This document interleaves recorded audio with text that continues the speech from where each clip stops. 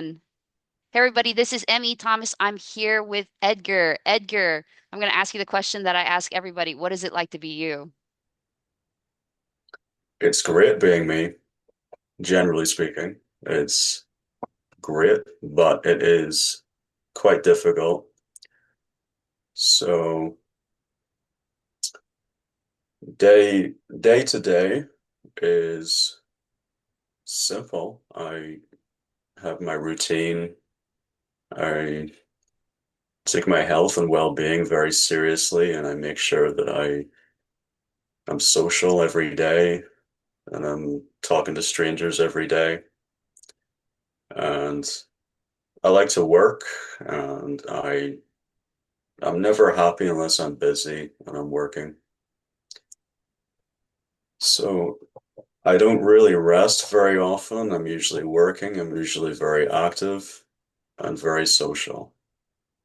So that's an idea of what it's like to be me. I don't think many people would like to be me or be in my shoes for a day. I think a lot of people would struggle. It's a simple routine-based life, but it's not entirely conventional. My girlfriend has a very routine-based life. She's also a psychopath. She calls it a lizard life. So I am away from home right now, and I'm sure she's in her lizard life, which is just like the gym, eating clean. She calls it like the path life or whatever. She's following like a particular path. There are people who are following a path versus people who are not following any sort of path. And she loves like that lizard life. Like whenever I'm gone, it's total lizard life. She says she's like an automaton, basically, kind of just going from one thing to the other. You said something about you try to talk to strangers. Is that what you said? Yes, I love talking to strangers. I love socializing in general, which is why the term ASPD is quite misleading because I'm not antisocial at all. I actually like being social.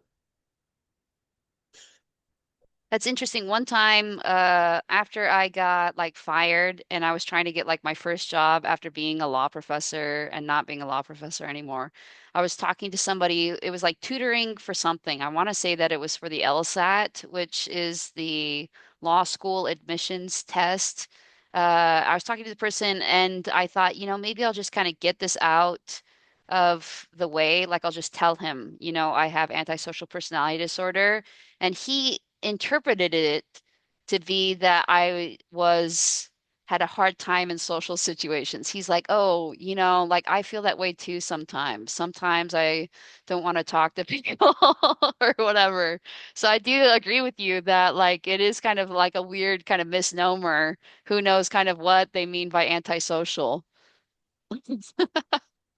I think they mean that we're like mean to people is probably what they mean, or that we do things that are kind of bad to the society. Uh, but yeah, I think I agree with you that I've met plenty of psychopaths who love to be social. I think antisocial, what it means to most people is that you're uncomfortable around other people and you're highly introverted and you stay at home all the time. And that's the opposite of me. And I think that it can be quite a misleading title. For most people, I think antisocial, what it means is it comes from fear a lot of the time. Mm. And to me, that doesn't make sense because I'm very logical. So for me, I find it funny that people who aren't on the psychopathy spectrum will be fearful of interactions with other people. And at the same time, they will need interactions with other people to give them comfort when they're fearful as well. And to me, that's a contradiction that, well, it's just interesting to me. That is interesting. Do you feel like you need interactions with people or you just like them? Oh, I just really like the interaction. I don't necessarily need it, but it is true that everybody to an extent needs to be exposed to other people, even psychopaths, when they are in solitary confinement, they start to struggle with their mental health and they become very uncomfortable. Even the most psychopathic and violent and antisocial people in the world still need that connection to a certain extent. And that's been proven in the past as well with criminals who are incarcerated and they observe their response to solitary confinement. So yes, I do need it to an extent, but I do really enjoy it as well. And I actively seek it out every day. That's good. What are some of the ways that, well, actually, let me kind of comment about this first reflect. I feel that same way, about needing people, needing like a certain amount of interaction, even like daily. Sometimes I think about my needs in terms of uh, like how long can I go in between different needs being met, And I think of it kind of like my body, like my body metabolizing food or whatever. Like how long can I go comfortably? Without eating? How long can I go comfortably without drinking? Like how often do I need like long can I go comfortably without breathing? With how fast my body is kind of using the things that are kind of being brought in. And I would say for people interactions, it's probably like I would start to get like a little bit weird after like 3 days of not interacting with people. And I I like to be in my mind. I really like ideas. I like um, just thoughts, just kind of like processing through things, doing kind of mental work. And sometimes I'll be, for whatever reason, doing like a legal brief, or when I used to be a legal academic, like writing articles or like doing these types of things where I would just be like in my apartment on my computer for extended periods of time. And I started realizing I need to get out at least once a day. I need to get out and walk and see other people or go to Chick-fil-A and eat. Even if I have food at home, I need to go out and talk to some other people. Otherwise, it feels like really weird. It reminds me, maybe you don't relate to this at all, but when I was little, if we went to a matinee movie, and you come out of the movie, it's all dark and you're totally kind of like caught up in the movie. If we would walk outside and it was still light outside, that was very disorienting for me. It was like, what? Now we're like back in the world. The sun's out and I feel kind of messed up inside. And that's a little bit how it is for me if I don't have social interaction, at least a little bit of social interaction basically once a day. What was the question I was going to ask you? Oh, something about, how do you meet people to have social interactions with? Like, what are some of your good methods or whatever? Well, you mentioned something a minute ago that I actually do relate to, and I never really mentioned this to anyone else, but if I were to watch a movie, sometimes I would get so immersed in the movie that when I look away from it, or if I finish watching it and I go back to my life, I can feel a little bit disoriented and like I've been taken out of the movie and very abruptly brought back to reality. And it can be quite uncomfortable and take a bit of time to get to adjust to. So it's interesting that you said that you experienced that as well. And I get very immersed in certain things like that, whether it's a movie or a TV show or even a video game or watching someone else play a video game. I can get really into it and then almost lose myself momentarily. Going to back to your question, how do I Quick, meet people? yeah, let's Yeah. keep talking about this. It's interesting. It doesn't happen to me just with movies or like, yeah, I think video games it's probably happened to me before with books. When a Mm. book ended, I was like in some ways like crushed, especially when I was a child. Now I don't read books as often just because I sleep so much that I don't have that many hours in the day for books. But it also happens when I wake up, especially if I was in a dream that I kind of remember. It can be very disorienting. And in fact, I think now I wonder because I take my mornings so slowly, Edgar, like I don't really start doing anything until I've been awake for like 5 hours. That's usually my preference. It takes me that long to kind of acclimate back to the world. I can relate to that. It takes me a long time to get going when I wake up as well. It takes me a while. I won't do any exercise or any communication with anyone until maybe a couple of hours after I wake up. Because physically and mentally, I still feel tired and like I need to recover. And then a couple of hours later, I feel like I'm all right. Yeah. I don't start feeling good really until like 2 or 3 p.m. That's when I can start working. Mm. And it's weird because I sleep so much, then I have those hours of transition and I can do stuff. Like let's say, earlier this week I went to the airport and like had a flight at 7 a.m. Like I can get into the Uber, I can get to the airport, check in, like go through, I can do all those things, but it's almost like I'm not there. Like in the morning it's like a weird I have to kind of integrate like myself back into what I am doing kind of thing to like get back. I mean, the integrate is like the good word where it feels like things are not kind of assembled, so at least some assembly required. Like it takes a while for things to kind of settle into place to where I feel like, okay, now this is me again.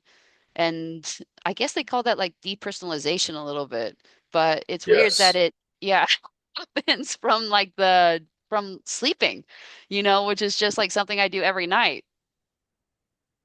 Oh, yes. I'm very familiar with depersonalization. I started to experience that when I was a young child. Sometimes I would stand and stare at my hands for long periods of time, and I would focus on my own existence until it started to feel too weird. And then I would feel like I was about to have an anxiety attack, and then I would try to stop thinking about it. I think that since a young age, I've had this habit of really focusing too much on certain things. Mhm. It's almost like when you say a word many times, the word starts to sound strange. And if you think about yourself and your own existence for too long, the same thing happens. And you start to feel like you're not real anymore, just like how if you say a word over and over again, it starts to lose its realness in a way. But it's difficult for me to not focus on myself or to look at myself in the mirror because narcissism is a huge part of psychopathy. So that's tricky for me. But sometimes I can take it too far and I can have that what's called depersonalization. And sometimes the phrase derealization is used as well, which I think is a similar kind of phenomenon. But I definitely have experience of that from a young age. And trying to explain that to your family or friends is difficult as an adult. You know, even if you're articulate, it's hard to tell people what that feels like, much less as a child trying to explain what that feels like. Do you relate to that at all? Yes, yeah, I Yeah. do. So maybe I'll I'll say kind of my experience with it, especially as a child. The scariest time of the year for me, like existential angst, kind of scary. And I say Yes. scary, it's not like actual fear. It's like just kind of uh like the feeling that you have when you're falling, like from Yes. something where you're like Like your stomach's kind of comes up a little bit, or like you feel short of breath. Uh, um, it was the summer because you'd be going to school, you had soccer practice, or I had soccer practice, I had piano lessons, I had all this stuff scheduled during the school year. And then during the summer, it like all just dropped away. And it was just like this vast expanse of time and space that you were suddenly left with. And that gave me a sense of melancholy, actually, during the summer. I would always experience, and I still experience melancholy during the summer. And now, for whatever reason, I don't remember if maybe I did this as a child, but in the winters I do too. So around the solstices, I start experiencing that sense of melancholy that really is just like 8 out of 10 of the melancholy is just existential angst. And I think it's because, especially as I was a child during the summers when things would kind of drop away, and that sense of kind of momentum, personal velocity would drop. And it's a little bit like when you're riding a bike and you're going forward, you feel stable. It doesn't feel like you're balancing. And then when that velocity would stop, then suddenly it feels unstable. That I think is how it felt to me. I can relate to that, certainly. The melancholy, what does that mean for you, melancholy? And what, in your opinion, is the difference between the feeling of melancholy and depression? I Yeah, have my definition, but I'd like to hear yours. yeah, certainly. So first of all, the melancholy usually lasts for like 6 weeks, and it's like waking up with like almost like you're not supposed to be there. Like you're not supposed to be in your body. You're not supposed to be in that world. You're not supposed to be in that house. And everything kind of just feels like that a little bit. Not all the time. That would probably be like crazy making, not 10 out of 10, but like 2 out of 10, 3 out of 10. Feels like, this is not me. This is not where I'm supposed to be kind of sensation. And so that's how I would say it's different from depression, because I think depression may have like elements of existential angst or depersonalization to it, but it's not like I don't want to do things necessarily, or like I am like disengaged with like kind of the things that I'm doing because they don't resonate with me, because I don't really feel like I'm them in that moment. uh, I have been thinking about this. Let me kind of explain this with regard to people. Like, I have a friend who seems more herself than she has been in a while.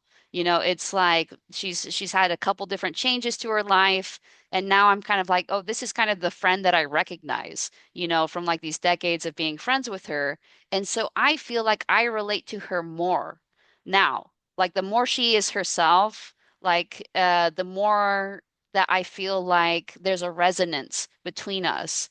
And I think that's true too with us. Like the more we kind of feel like we are ourselves, the more it feels like there's like a resonance to me of being like more kind of completely myself. And the more that it feels like I am only partially myself, or I'm myself, but it's like a little bit corrupted uh by something, I'm also part this other thing that's not really myself in this moment. I think the less I feel engaged in whatever it is that I'm doing.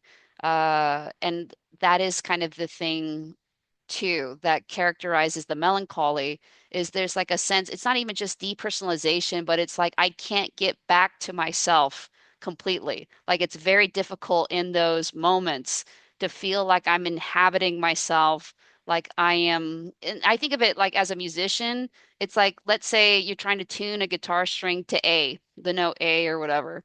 And sometimes some certain guitars are harder to tune, and they shift and they get out of tune easier. You see probably like at concerts, they're like constantly trading guitars because the guitars are getting out of tune.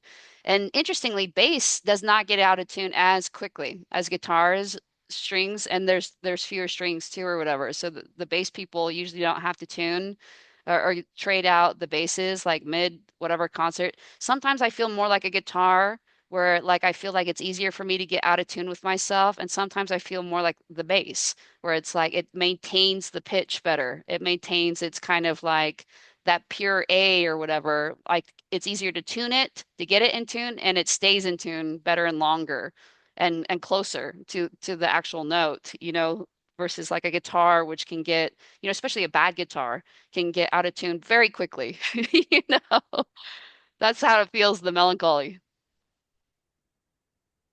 So the melancholy is a wee bit more complicated than just feeling sad or depressed. It's almost like a displacement of your identity and personality. It feels like maybe your physical body is somewhere else from your mind.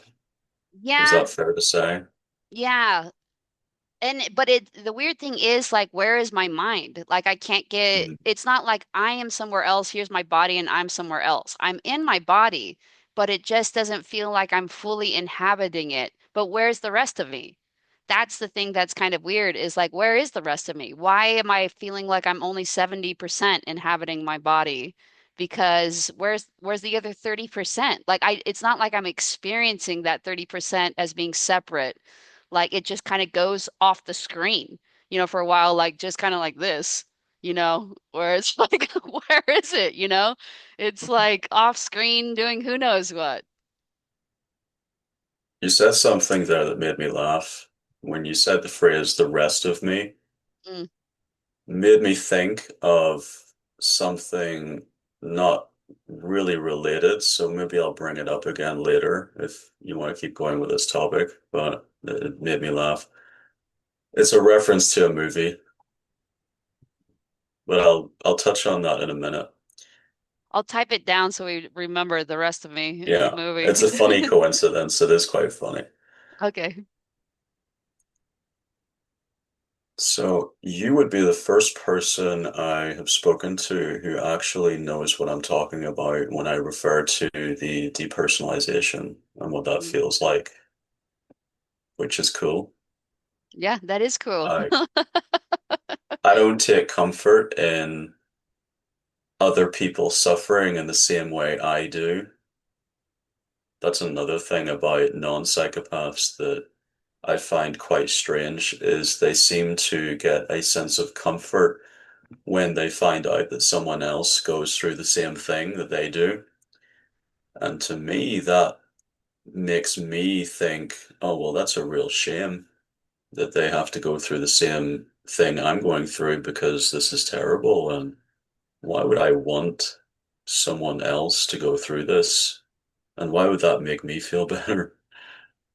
So that always confused me as to why everybody gets a sense of comfort from, I suppose it's human nature to feel comfort from having things in common, whether they're positive or negative things in common, I suppose. But I'm definitely not comforted by the fact that you've experienced this as well, because it sounds very, I suppose it does sound scary, waking up and feeling like that and lasting 6 weeks at a time. It sounds really bad, but when it comes to fear, that's an interesting one for me. But for you, if you don't mind letting us know what kind of things make you feel fear, if anything. So I do have a phobia of rats, and in fact, last night I was walking, uh, and kind of like I mean, it's a city or whatever, but it like a lot of vegetation or whatever, a lot of trees and bushes. And I think it was a rat that was like kind of scurrying, and I heard its noise, and I like freaked out. And then my friend who I was walking with also freaked out, and she was like, "What? What is it?" And I was like, "Oh, I just think it's a rat." But like the initial reaction is like the phobia reaction where I'm like, and then like a second or two later, I'm like, it's a rat. Like I could, in that moment, I could hold the rat. I could grab it. Yes. So I don't know if that's a real fear or not. I think it's just kind of like a lizard brain reaction that I have, but it's so strong. It's like, like I basically jump out of my skin, so to speak, when it happens. Other things I'm afraid of, probably just the existential angst stuff. Like that's the thing I can kind of, and it's not even like a real fear, it's like a discomfort. But there's something about existential angst, I think, that has like a fear quality to it, I guess is the best way to put it. It's like an emptiness, but not just kind of a pleasant, peaceful emptiness, like falling, I'm falling kind of sensation of emptiness. So I guess that's kind of fear related. Well, you have a sense of emptiness that is caused by lack of control and potential unknown, Yeah. loss of identity. Those things are quite scary. So it makes sense, especially for people like us who are happy when we're in control of things, that suddenly now something is outside of our control and we are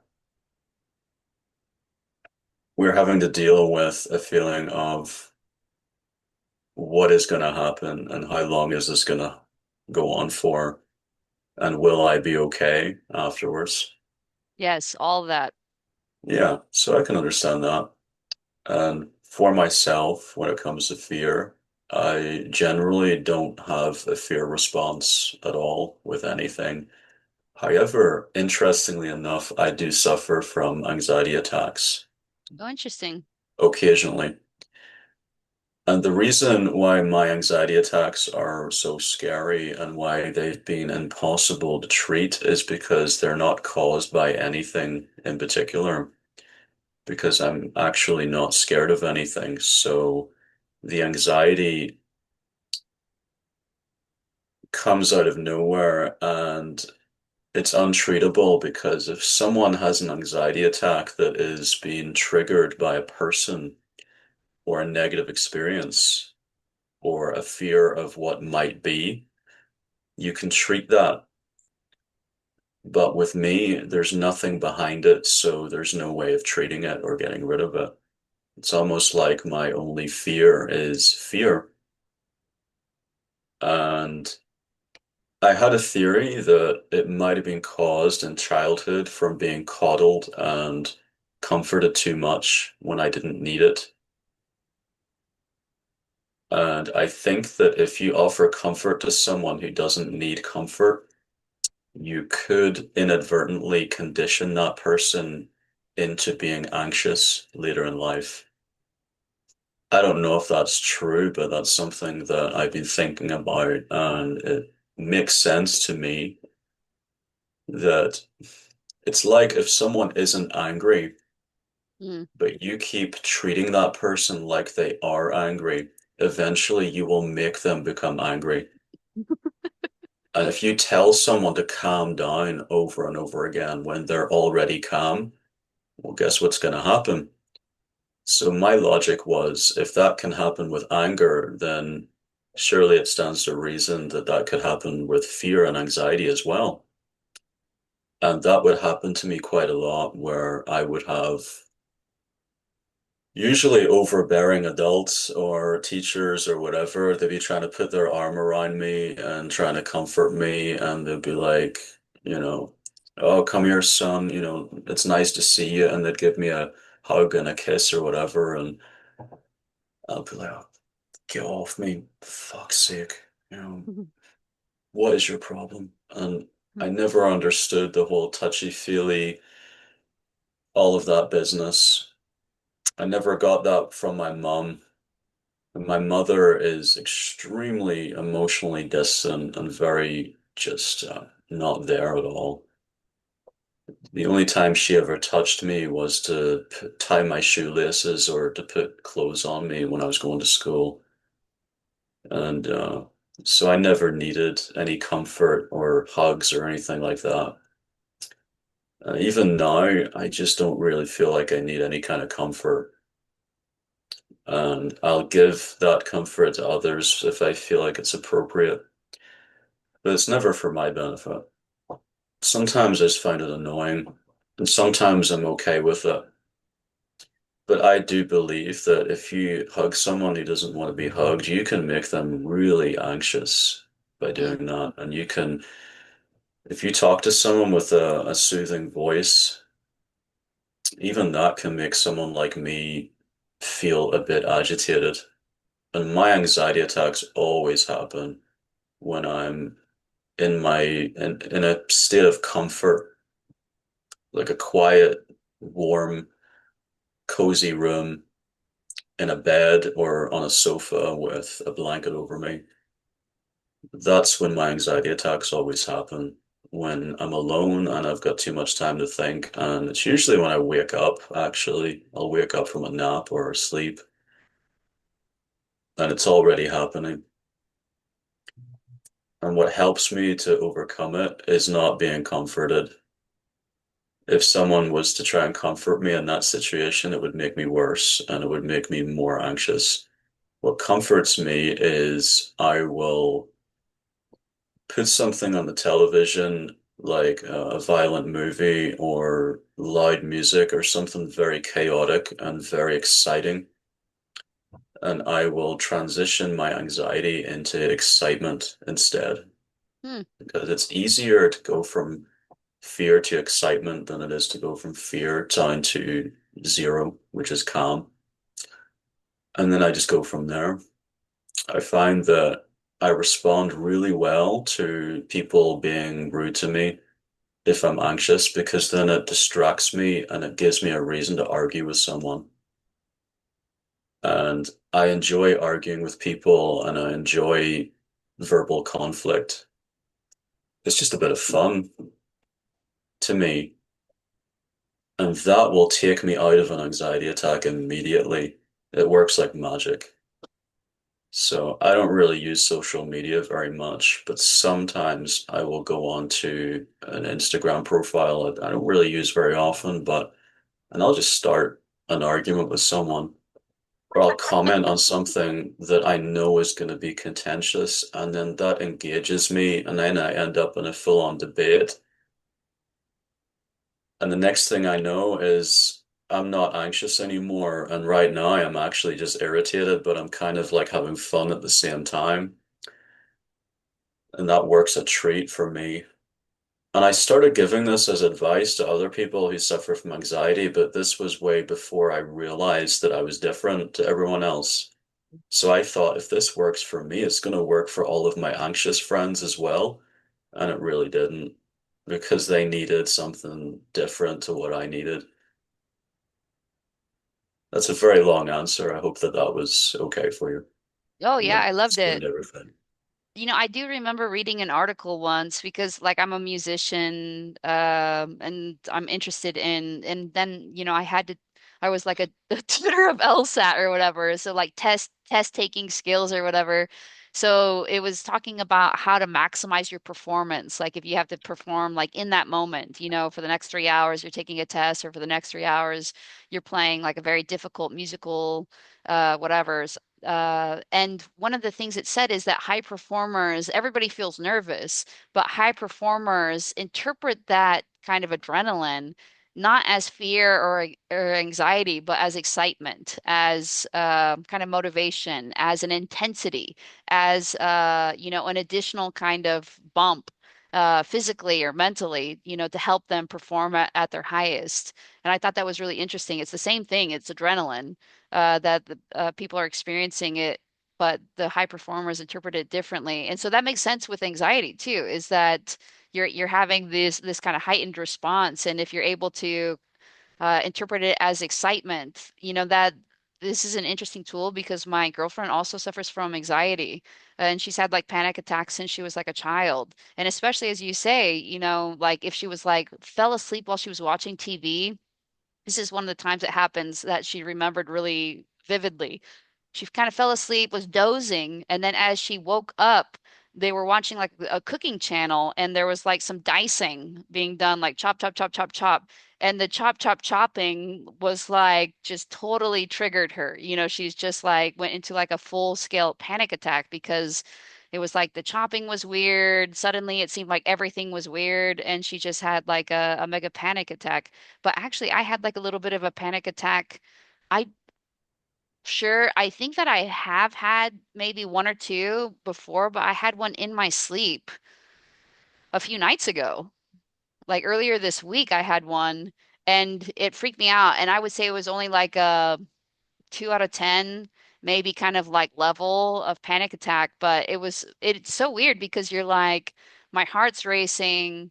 And normally I'm not really even aware of my heart, but your heart's racing. You're kind of like almost like in this paralysis is what I experience it as of kind of like a fear state, but there's nothing that's triggering it at all. And I forget what I did to kind of be like sort of appreciated it because I was like now I can understand a little bit better what it feels like when my girlfriend has these panic attacks. Um, but yeah, it's such an interesting state to be in. I definitely if it happens to me again, I will try the excitement thing. But I just wanted to go back to sleep too. So I was like, oh shoot, Yes. what does this mean in terms of am I going to be able to go back to sleep? Sleep is tricky for me because naturally I would like to be up all night and sleeping during the daytime. Interesting. I get very tired from intense sunlight. I I always am most alert and energetic at nighttime. So my sleeping pattern is a bit unusual. Like I said before, I'm very active and I exercise quite a lot. At about 3 o'clock in the morning, I will go out to the woods and I will sprint. I'll do sprinting exercises for about 90 minutes. So I will sleep early in the evening for a while and then there'll be a halftime break in my sleep and I'll go out and sprint, come back home and sleep a little bit more. And then I will be up for the remainder of the day. And that works for me. I get enough sleep that way. All my best work and productivity happens at nighttime.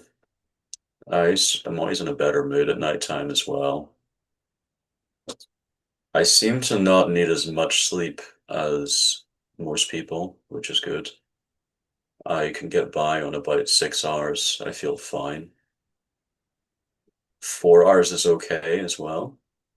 If I have more than six, I feel like I've had too much and I feel tired when I wake up. And you mentioned earlier, sleep. Is that something that you struggle with, or is that something that is okay for you? No, I definitely struggle. Sleep is like my main struggle, probably like physically, mentally. First, so I read that like during the Middle Ages, especially like when stuff was like uh very primitive, that they would have first and second sleeps. They slept like you did. So they'd sleep for like a 4 hour kind of block or whatever. They'd get up, sometimes they'd go see their neighbors, sometimes they'd get up and have a snack, sometimes they'd like have sex or whatever, like during these like periods, 2 hour, 3 hour period. And then they go back to sleep. So they'd be like first and second sleep, and you can read like historical accounts of like, oh, this is what we did in the middle of the night or something, or before our second sleep, we managed to, make some bread or something. Whatever it is that they're getting up to in the middle of the night. The second thing is about my sleeps. I feel like my brain runs hot is like the phrase that seems to make the most sense for me. And that it's not even so much that I need the sleep, it's that I can't be awake for more than, I don't know, like 16 hours would be kind of my absolute max of like feeling like I've been awake for way too long. Like kind of like your phone charges or whatever. Like there's only a certain amount of battery hours. That's more the way it feels like for me, is like I'm like a cell phone. Like I'm like the laptop battery or whatever. And it has a certain amount. And then once it hits, the bottom or whatever, it doesn't matter what the bottom is. Like it could be like 4 p.m., but I would need to sleep. It's like I don't want to be awake. It feels uncomfortable. It feels like like babies. Have you been around babies before who need a nap or whatever? And it's like they're just screaming like, Yeah. This happened one time with my niece. Like a lot of my family members too prioritize sleep, including the babies, which makes me think there's maybe some genetic component to this, like where like the parents are trying to keep them up for whatever reason, and the baby just like is like, no, I insist on sleeping right now. Like they're saying nap, or they just like go find some place to like fall asleep or whatever. That's how it feels to me. So I do, it's about 10 hours that I average of sleep. But if I sometimes I have to wake up, I can't get the sleep or whatever. Earlier this week when I was catching the flight at 7 a.m., then like the following evening, I slept for like 13 hours, like almost 13 hours to kind of catch up. So there's often that I'm sleeping 12 hours, like probably several days a month, I'm sleeping 12 hours or more at night. That's a lot. Yeah. By anyone's standards, that is quite a I lot. I know my sleep scores are terrible for this reason. They're like, you sleep way Mm. too much. I have a Have smart you bed. It tracks always my sleep. have you always slept that much, or is that something that has become a recent thing for you? I started sleeping more in law school where I was like there's certain things with my brain that like my brain was not able to really get at that level it needed to be at for law school. High performance or whatever without the sleep. So that's when I really started prioritizing it. Before that, when I was a music major, I would get to the music building at 6 a.m. And because I needed to practice like a particular thing where the only availability was from like basically 6 a.m. to 8 a.m. because nobody else was like in the room using it was a timpani concerto and it had like eight timpani. So I had to use that room that had the eight timpani and I had to get there like right at 6 a.m. in order to get it or whatever. Uh, well, to make it worth setting it up because it would take like 15 minutes to set it all up too or whatever. And other people would get there before me sometimes, you know. And then I would sometimes have to like also do the 10 a.m. or 10 p.m. to 11 p.m. slot, also rehearsing because again, that's when the room was open. So then I'd sleep for only like 6 or 7 hours a night, but then I would intentionally schedule certain classes, like at 5 p.m. that I could nap during those classes. I knew I didn't need to like it was BYU, it's a Mormon school, so like the religious classes, I would always schedule at 5 p.m. and take a nap. Like a solid hour nap during the religion class. Um I would also like take naps in like the practice room, and then on Sundays I would take like during the weekends I'd like sleep a ton or whatever. You couldn't practice on Sundays, and so that's like when I always did like all like kind of my rest and recuperation or whatever. It makes me kind of wonder. And then before that, I had what was called seminary because in California where I grew up, there's like a class, it's like an hour-long class that high school students, Mormon high school students take called seminary, and it's about religion. And in California, it started at 6:20 a.m. So I'd get back from whatever rehearsals or, sports that I had the night before. I probably was like sleeping 7.5 hours on average. And I don't think that was enough either. Uh, in like Utah, they have like released time where you can like go off campus and like go to the church and take the class for like an hour or something, then it's not so early. I think it's like a terrible practice. I hate it. I hate that like the Mormon people make their kids like wake up so early for this. Like this idea that like waking up early is good for you. I think is a very insidious and dangerous concept that like should be pushed back against because that's like not true or whatever. But yeah, the sleep thing, if there's been too many kind of days without sleep, I just feel like I am uh, hydroplaning. Are you familiar with that word? Like usually used when you're driving and you drive over like water, but you're not on the road. You're on the surface of the water. You're hydroplaning, right? And Right. that's how it feels like I'm on the skids, like I've suddenly Yes. hit like a patch of ice and I'm no longer, there's no traction there. I am moving, but I don't really have that much control over. So it's like a little mini kind of melancholy, I guess, like if it's like not enough sleep. So I have sacrificed I don't know if the sacrifice is that's a dramatic word. I have turned down so many career opportunities because of the sleep thing. Like I can't have a regular thing, like I can't do a regular like 9 to 5 or whatever.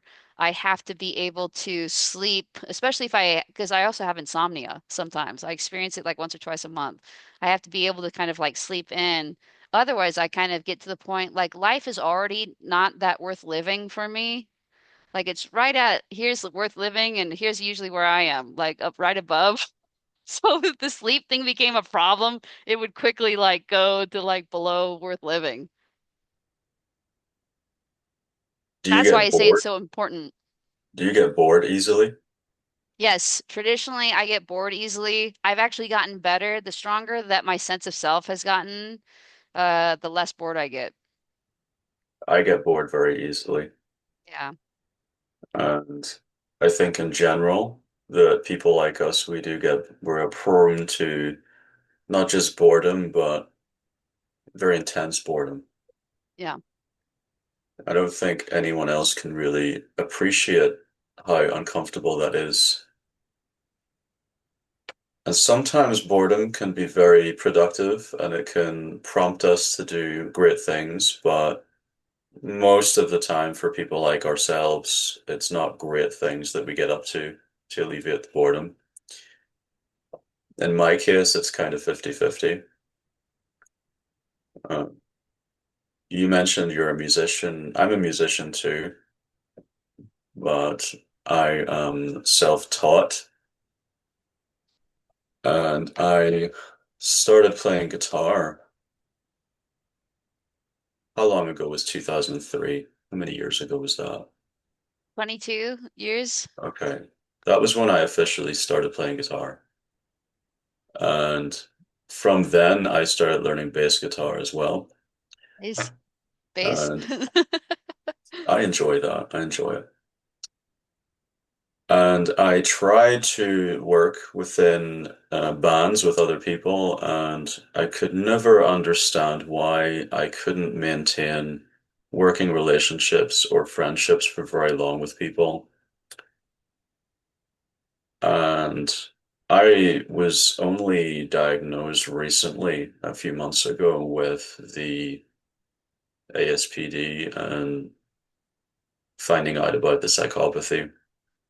And it changed everything because it didn't just change how I live my life from this point on, but it changed my past as well, even though it already happened, because it changed the entire context of my past and what it means to me looking back on it. So everything means something differently now because of the fact that I know what I am. So I look back on certain memories of my childhood, and those memories just mean something completely different now. The context isn't the same. And certain things started to make more sense with this new information.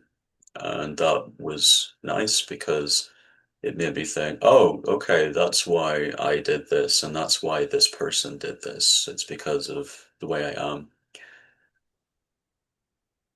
But it changed everything. And it made me realize that, oh, that's the reason why I've never been able to work well with others because, this makes it impossible, almost impossible. And when I tried to collaborate with other musicians and work with them, it just never worked. It never went anywhere. So everything is solo, and I'm working on my own on producing music. I'm having to learn to do pretty much everything now myself, which makes it more difficult but more rewarding. Hmm. Certain parts I'm good at, and there's certain parts I'm not so good at. The guitar, I was terrible at guitar. It didn't come naturally to me at all. And it took about 10 years for me to actually start becoming good at guitar, good enough to record music. Everyone told me that I should give up on it because it wasn't going to work out. And people were telling me, listen, if you're still really shit at it right now, after 3 or 4 years, then you just need to stop. But I was so determined and I wanted to be good at guitar that I kept doing it until eventually I just forced it to happen. And I got good enough that I could record music. And then everything else came after that. I found the theory aspect of music actually quite easy, but it was just the playing the instrument that was the hardest part. And I'm sure that you said earlier that sometimes life doesn't feel worth it, but it's those things like the music, the creativity, and those things alone can make it worth it for me. Also, I love any opportunity to show off in front of people and to being competent at something and showing everyone how competent you are. For me, that's quite rewarding as well.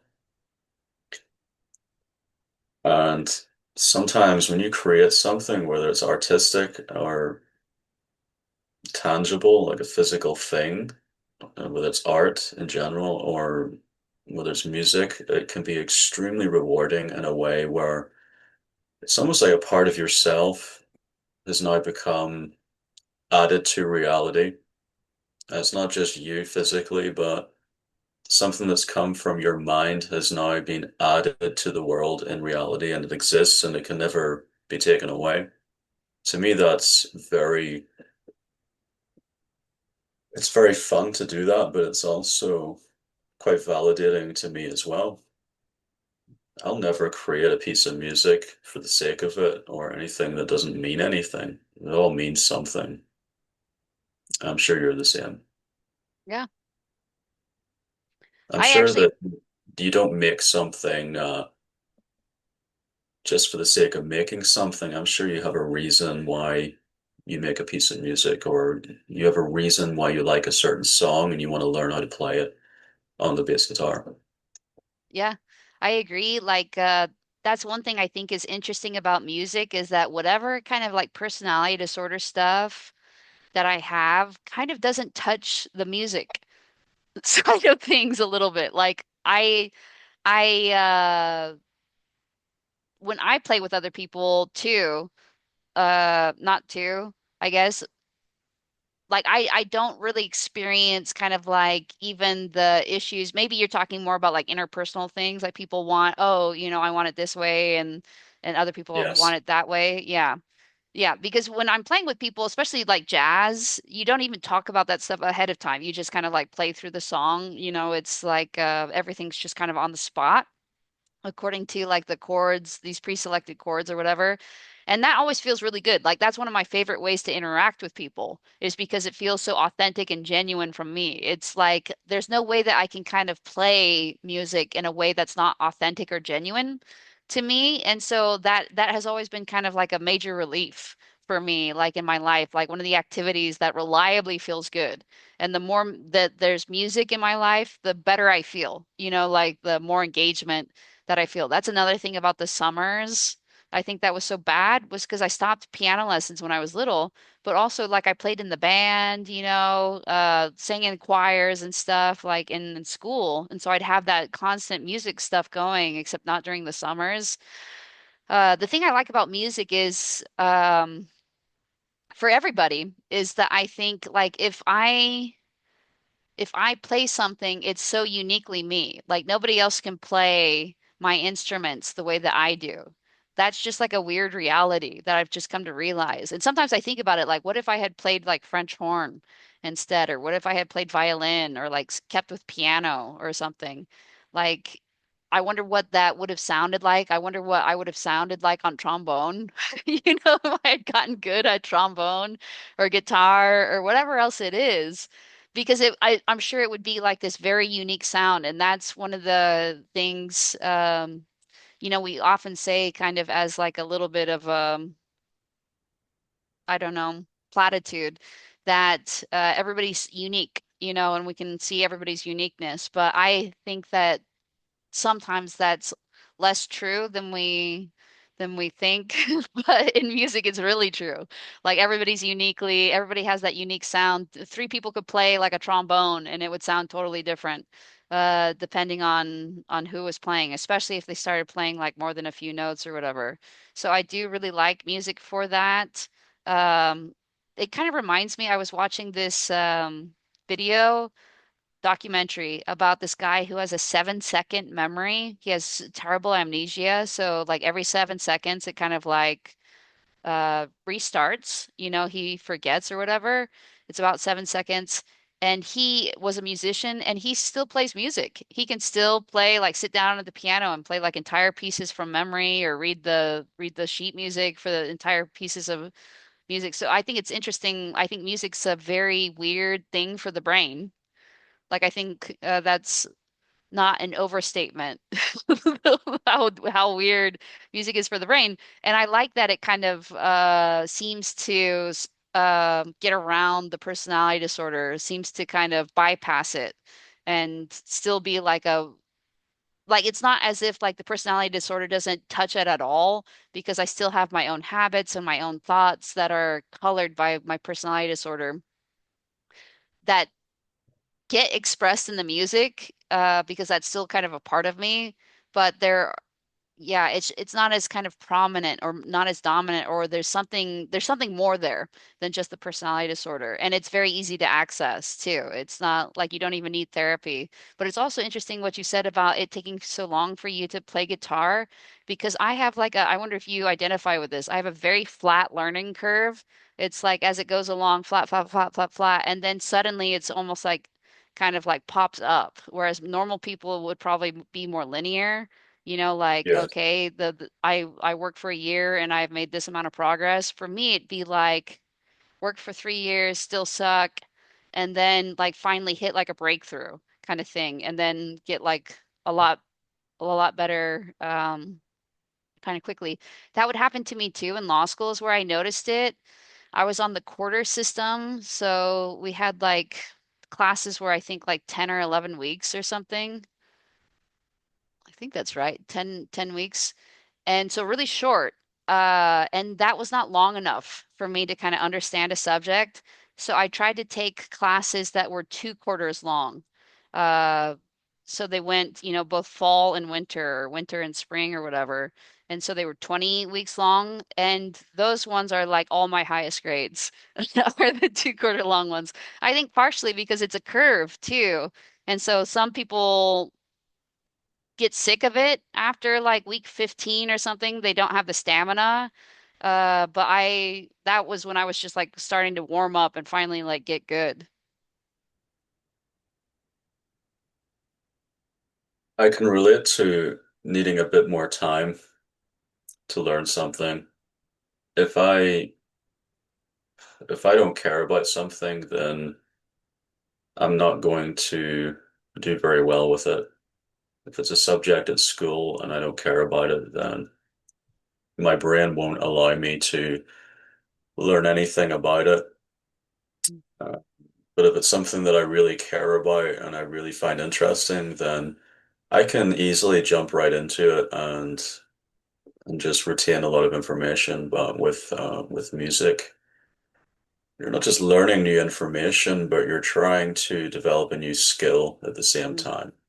So it's not like learning English or maths or science where you're retaining information. With music, you're retaining information in the music theory side, and you're also developing a skill as well with your physical body and your brain. And to me, retaining information about something I find genuinely interesting is the easy part. And then the skill itself is tough because I'm naturally an athlete, hmm. so I can pick up sports very quickly and very easily. But I struggle with other things that doesn't really make sense. So I can score a three-pointer in basketball in the dark without seeing where the basket is. And then sometimes when I'm drinking tea, I will miss my mouth and spill it on my chest. Yeah. And sometimes I struggle to walk in a straight line without bumping into people. But yet I can do things in sports that requires a lot of balance and precision. So there's nothing really makes sense about the way my brain works.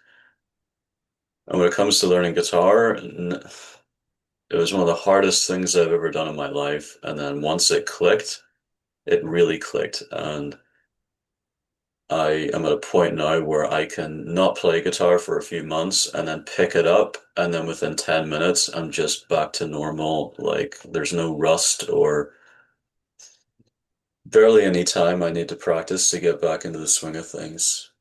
Hmm. So once I learn something, that's it. It's there.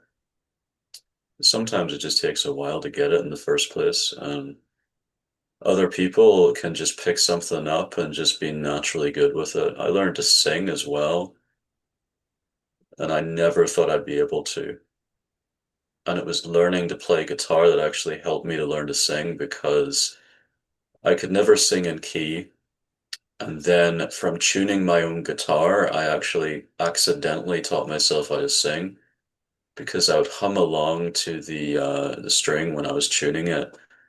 And I noticed that you can kind of create that little harmony when you're humming.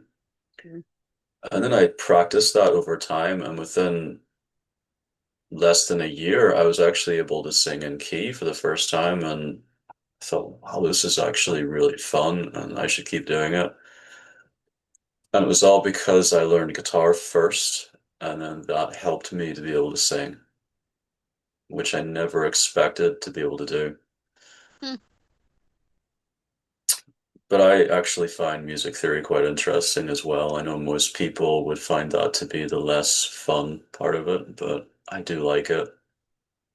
It opened up a lot of possibilities. Once you learn that part of it, it almost becomes too easy because it writes itself at that point once you know how it all works. Would you agree? Yeah, totally.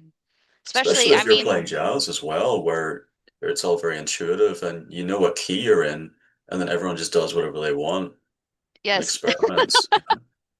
And that's how like jazz musicians are able to play like that is because they are able to anticipate what's going to happen and it's kind of like Correct. everybody's playing within the confines of the logic of the theory.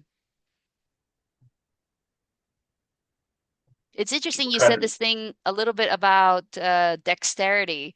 I also have like yes. hit and miss dexterity.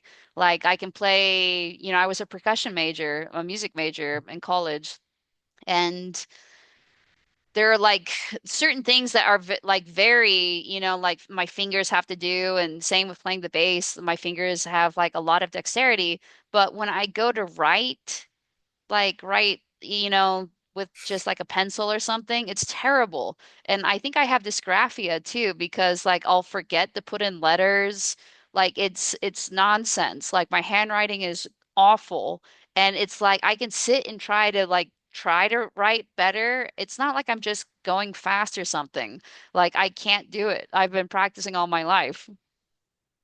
It's funny you should mention that because I have a similar problem where I have quite unique handwriting, I've been told.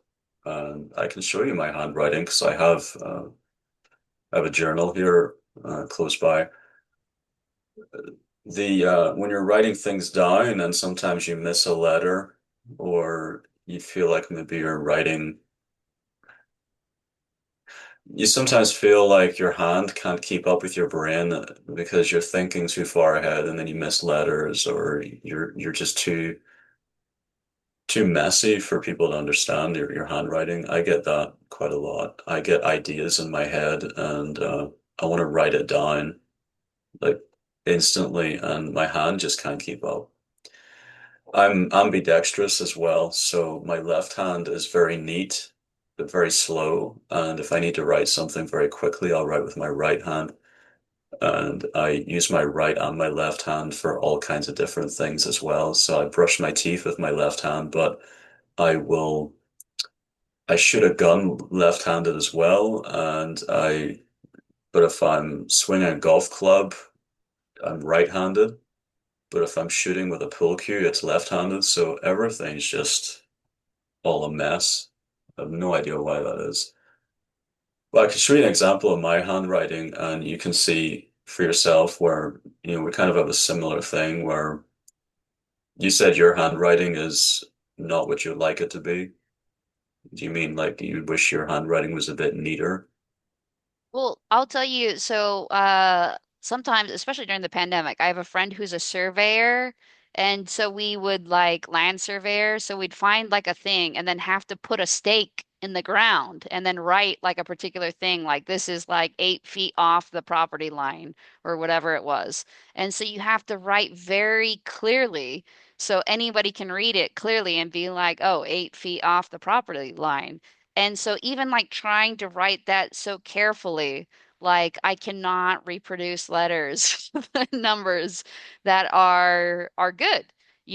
So one thing that I started doing is like making eights like a little snowman. I think that's like a common thing, but like kind of in general stuff too. Man, there was something else that you said. You're ambidextrous. Yes. When I was little, I used to do like often stuff like left-handed, like baseball, like I would bat left-handed, and then people would Yes. tell me like, "Oh no, it's on this other side." But I wish that I had kept all my like left-handed stuff because, like people kind of corrected me out of it when I really should have just kept doing some of that stuff left-handed, I think.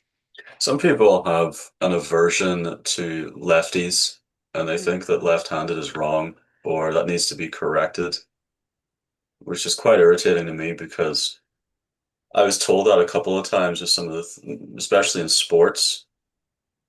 That annoyed me because, it felt comfortable at the time.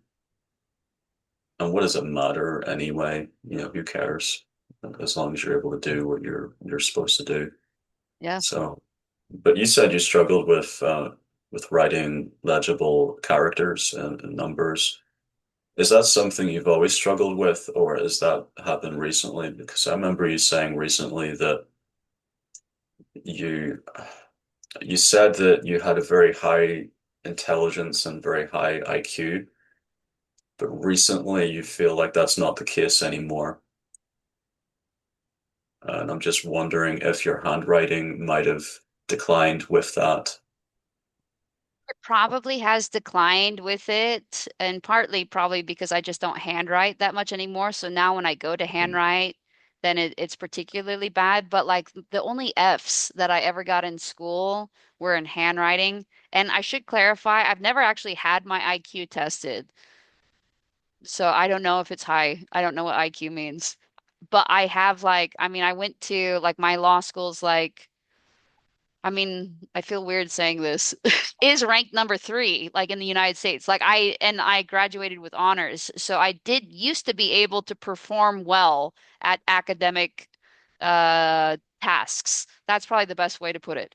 And I do think it's because my brain was like able to function, well. It was able to process information fast and well and a lot of information.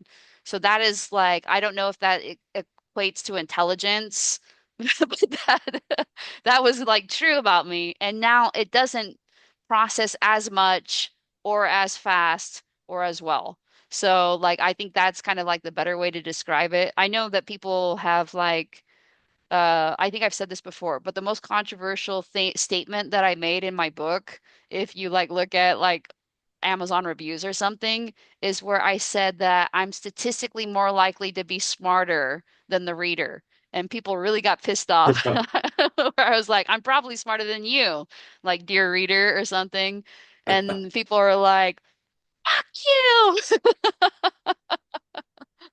That's very Uh, funny because anybody who reads that statement from yourself who is an intelligent person won't feel threatened by that. So if someone yes. responds to that by saying fuck you, it's a case of, well, if the shoe fits. I'm also, what does it mean to be smart? I know plenty of smart people who are totally uh like they can't function in society or whatever. Is Yeah, I like, know lots yeah. of people like that. Yeah, I've Uh-huh. known university students who are some of the most dim-witted people I've ever met. They don't have any common sense. They don't know how to socially conduct themselves. with other people. They don't know why it's not appropriate to do this or that. And they will find themselves in so much trouble in the silliest situations that a person like me or you with common sense would just never find ourselves in. Mhm. I I also don't know, think this there's makes me different, laugh. yeah, there's different types of intelligence too, I think, because for instance, I have a cousin who went to medical school at the same time that I went to law school. And so we would like talk all the time about it. And she would always be like, oh my gosh, there's no way that I could like do law school. And felt the same way about medical school, you know? So just like people can be just really different minded or different intelligences. So that's why I wish I hadn't said that in the book. I didn't mean to make people feel badly about themselves for sure. I was just trying to describe myself. Like I basically test in the 99th percentile is all I meant to say. Do you feel guilty about that? No, I don't feel guilty, but I do try to now. I try to because I don't like when I'm triggered. I don't like Yeah. being triggered by the things that other people say. So I try to avoid triggering people, other people. So it's not remorse or guilt, it's principle that matters to you. Yeah, and I would say, part of it is, and this is how I came up with my rule about don't tell people about themselves, is because I was with somebody who um, had, let's say, some triggers, you know, and I was pretty reckless at the time. This would have been like 8 years ago-ish or something. I was pretty reckless at the time with like I didn't have the rule, don't tell people about themselves. So I was saying some things about like, well, I kind of like, well, the reason why your relationship didn't work, don't you think it was because you're XYZ? And Mm. they were driving and I was like, holy shit, are we gonna die now? Like I don't even think they realized they were suddenly driving so aggressively. Like I was like, we are definitely gonna die. I was like, I thought I'm stupid. Like, Jamie, you did a stupid thing. Why did you say that? Don't you know this person's driving? Now we're gonna be like this for hours because we still have hours left to drive. And that's when I came up with the rule about like not telling people about themselves is because I think that is triggering for most people, like often is triggering, let's say. Uh, and so then I just thought, I don't have to be in a situation in which that person's driving and I'm also in the car. Like when you trigger people, they become unpredictable. And I don't like the unpredictability of it. I don't most of the time. It sounds like you like it when you're like online and you're trying to like translate your anxiety into excitement. You like probably maybe the unpredictability of people and the idea that it could go all sorts of different ways. Now, I have a gentle mental. I'm like, I already trip over people's triggers accidentally so frequently that I'm like, for the ones that I'm aware of, I'm gonna try for the most part. And I think it's like a respect for their personhood. It's like the more I learned respect for my own personhood, the more that I feel like, it's just like a good rule to just like allow people their personhood because I don't want what happened to me to happen to other people, I don't want them to be depersonalized or feel like their personhood was not respected, like my personhood was not respected when I was a child or whatever. I don't want, I guess it is kind of like a cognitive empathy. I don't like being triggered, and so like I'm not gonna trigger these people. Yeah, the more that I kind of realize, hey, this feels kind of badly to me, the less likely I am to do it to other people. So I guess empathy does work, everybody. For me, it's entirely principle. I don't have any empathy. And I do have cognitive empathy. I think everyone does. But for me, it's more a case of principle. It's you don't want to be a hypocrite. You also decide yourself what kind of principles you want to take seriously and care about. And for me, honesty is one of those principles, which I know is uncommon for psychopaths because they tend to be known for lying and deception. And for me, honesty is a big deal for me. I'll never lie about anything, which is one of the main reasons why I'm not a covert psychopath and I don't mask. And as a result of that, my body language and my behavior can sometimes be very off-putting for people. People will be uncomfortable and may even think that it's all not genuine because it seems so unnatural or the way I talk or the way I do anything. But it is unmasked and it is genuine, but it's because I'm not, I think I have about 0% empathy because I'm not influenced by anyone else's behavior.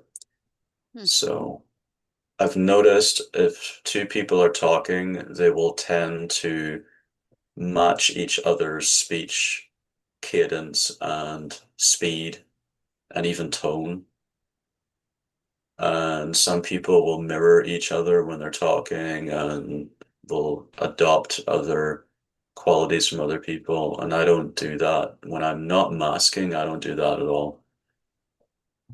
But up until I had my diagnosis, that's all I was doing all the time. So when I was a kid, I would copy everybody and I would learn to do everything by mimicking. So pretty much everything I ever did or said up until a few months ago was just not even really me and it wasn't genuine. It was all rehearsed and it was all things that I had stolen from other people's personalities and applied to my own.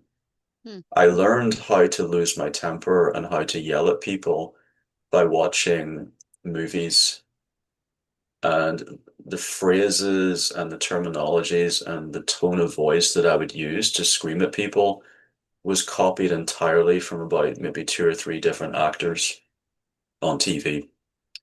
It wasn't me. And I learned how to act concerned and worried by copying friends and family and maybe some characters off TV programs as well. So, unmasked and me being just myself, I don't really show much of anything on my face or in my body. But if I was to go back to masking again, like I used to, if I was to act concerned, then I can switch it on and that would look like something like this. I'd be like, something like that. And then I can just, turn it off. I'm not saying I'm very good at it or very convincing, but I'm just saying that if in the past when I masked, I would have all of my expressions, all of my body language, mannerisms was all completely just not genuine at all. And it was taken from someone else. And some people even started to notice that because they started to notice that if I was watching a movie and then the next day I started using certain mannerisms or, speech patterns that seemed familiar, and my mom started to notice, and she thought I was just very impressionable. And she didn't realize what it was is I just didn't have my own personality. I didn't have my own personality or identity to base anything off. So I just stole other people's and just used it as my own to fit in and to not be noticed and just to get by. If I wanted to get the benefits that other people were enjoying from social parts of life, then I knew that if I did this or I said this in this particular way, then I would get that benefit and I would do it. And most of the time it would work, and sometimes it just wouldn't work. I noticed when I was a teenager in school, this guy would make a joke, and then the girls would all be laughing with him, and they'd be all over him and praising him and saying, oh, how great he is. I thought in my mind, well, logically, if I make the same kind of joke in the same way, then all the girls in the class will like me too. And I did that, and it had the complete opposite effect. Everyone was just uncomfortable around me all the time. So I started to realize that, okay, there's some things I can't force and I can't pretend. There's something there that I'm just not getting. And whether it's an intuition or whether it's something else, and it's not just the action or the speech, it's something you have to just have or you don't. So that's when life became a wee bit more difficult for me. I was extremely manipulative from a very young age as well. I figured out very young that if I was in trouble in the principal's office for playing a bit too rough with my friends or saying a naughty word, which I did that a lot, I figured out very quickly that if I was talking to a female teacher or a female principal, then I could get them to be more lenient on me by feigning an injury or pretending to be more hurt than I actually was. And they would always favor the kid that got hurt the most because women tend to be a wee bit more, they sway more towards the emotional side than the male teachers would. They would be harder to manipulate.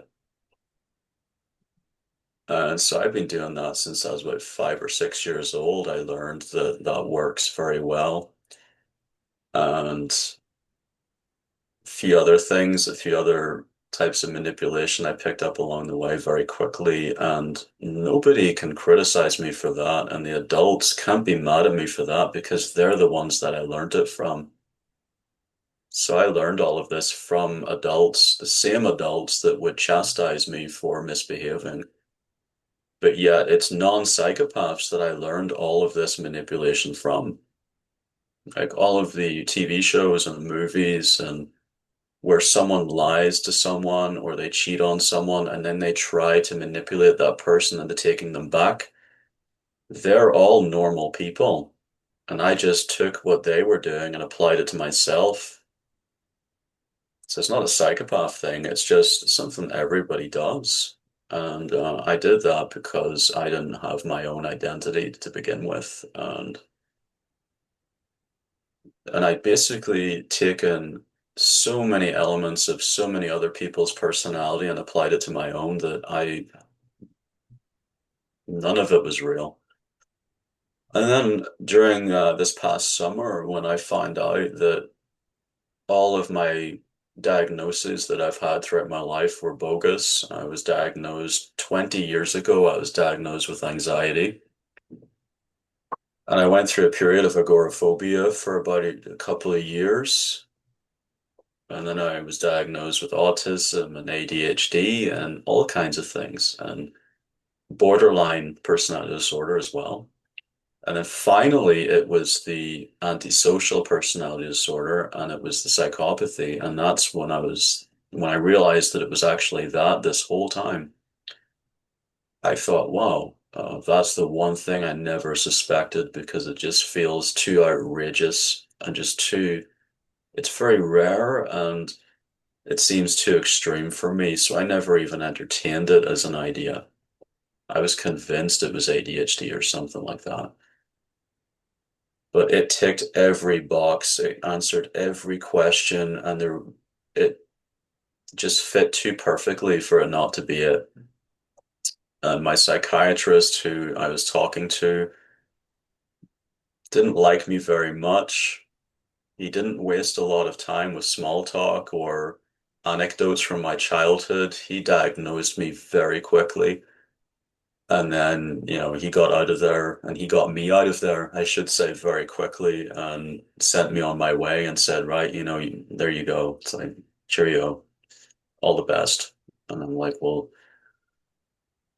I was very confused because my response to that was, well, what the fuck am I supposed to do now? Because you've just given me the diagnosis and what am I supposed to do with this? And I didn't realize at the time there's no treatment for this. There's nothing they can do. So he was washing his hands of me. And it was up to me to basically either sink or swim. I can either become a highly successful, wealthy CEO, or I could end up in jail. There doesn't seem to be really an in-between for people like us.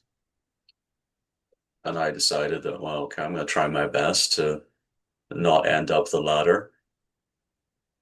I thought I have an advantage because at least I don't have the sadism part of psychopathy. I don't enjoy hurting people, but I wouldn't mind if I did or if I had to, you know. I would kill someone very easily if I really had to, for my own self-preservation or for protecting someone else, and I'd be fine with that, but I wouldn't enjoy it in the slightest, and I also wouldn't really want to. I would look at it as a chore and like a household chore in that you don't really enjoy doing it, but you would do it because you kind of need to for whatever reason. Lawfully as well would be preferable. And I don't really enjoy harming other people. The only thing I can think of is I like pissing people off sometimes, on social media, and I like pushing people's buttons because it's a bit of fun. No one ever died from having their feelings hurt or having their worldview questioned or being called a pejorative. No one's ever died from that. I'm sure they'll be fine. Yeah. And I'm sure you'll agree with that. And I've never come to any harm because someone called me names. I mean, I've been called a lot of things, and most of the reasons why people hate me is not even based on truth either. It's based on things they've made up in their own mind, and they've decided who I am before they even get to know me. And but in terms of masking, I decided, well, let's just take the mask off completely and let's just be myself and see what happens. All my friends were, none of them were surprised by my diagnosis. When I told everybody, nobody was surprised. One person even said that they knew this whole time, but they just didn't know if I knew, and they didn't want to bring it up in case it upset me. Hmm. And other people were just, their response was a bit concerning because they responded in a way that they kind of had an idea, but they didn't want to make it too obvious that they already knew. That kind of surprised me. And then I told everybody, okay, I'm going to be my authentic self. I'm not going to mask. I'm not going to pretend. And it may be strange at first because I'm not going to smile when you think I should, or I may stare for too long at people without blinking. I may do things that might be a wee bit unorthodox. I'm finding it hard to list these things that would be considered unorthodox because to me, it's just kind of normal. So I'm not really sure. I mean, there may be lots of things I'm doing or not doing that I'm not even aware of that make that list of things that make up people uncomfortable, and I just don't even know. But they said that's fine. And I've been going about a month now without the mask completely, 0% mask, and I haven't gotten into trouble. Nobody has given me any problems in public. I get looked at a wee bit by people, and some people do look visibly a wee bit concerned or maybe just look at me wondering what I'm doing. But most of the time, it's fine. And the people who are closest to me have told me that they've never seen me this happy before, ever. And they've never seen me in a better state of mind mentally. So they've never seen me healthier. And they said, just keep doing what you're doing. My friends and family all told me, keep doing what you're doing, and it's all good. And it came to my attention as well that a lot of the time in the past, when I would lose my temper or get angry, none of that was even real too. I just kind of gaslit myself into acting what I thought I should be. So any time where I might have hit another kid or swore at someone out of anger, when I look back on it and ask myself, how did I feel in that situation? I didn't really feel anything. But because I'd seen so many other people respond with anger in similar situations, I just applied that to myself and thought, this is appropriate, and I'll try this and see what happens. And then I look back and I realize I actually don't really feel much of anything at any given time. I'm just very tepid emotionally with everything, and if I just don't mask, I don't really do much of anything. And I think the reason why I sleep so much better now is because I'm saving so much mental energy from not masking and not pretending and doing things out of obligation. And I'm just sitting there being me. And it saves a lot of energy mentally and physically. So there's a lot to be said for that. And I think that it's improved my life tremendously to the point where I think that this diagnosis may be the best thing that's ever happened to me. And I've taken it and thought, first thought I had was not, oh shit, this is bad or this is going to lose me friends or whatever. My first thought was, how can I use this to benefit me in some way? Or how can I make this condition serve me instead of being a hindrance? And that's why I started looking into the more positive aspects of psychopathy. And the internet, especially YouTube videos, it doesn't give you much positivity. The general consensus is that we are either to be ignored or we shouldn't exist in the first place. A lot of people have said a lot of very, very heartless things about people like us. And again, it's strange to me that those who supposedly have empathy and are judging us for not having it, some of the things they say is interesting to say the least, contradictory in a lot of ways. And a lot of the time, I find the more emotional someone is, the less logical they are. And I'm highly logical and not very emotional, so I'm quite good at picking out these contradictions and things that just don't make sense to me. In that, I think it's wrong to hurt people and to kill people, but at the same time, psychopaths should be, lined up against a wall so that we don't have to deal with them. To me, that doesn't really make sense. And also, it's difficult to find examples of people like ourselves who are open and honest about it because you have to filter through all of the posers and the pretenders who like the idea of being psychopathic, but they're not really. And they just think it's cool and they think it's a gimmick for them. And those people are very easy to see through because they can't really keep it up for very long. And they'll say things that just don't really make sense. They'll talk about how amazing they are and how much they love violence and really cringe things like that. Hmm. And you just know immediately that you're talking to a poser. And then there's people that will not be psychopathic, but they will be very skeptical of someone who says that they are, like what you had to deal with. And you will have skeptics who will try to catch you out.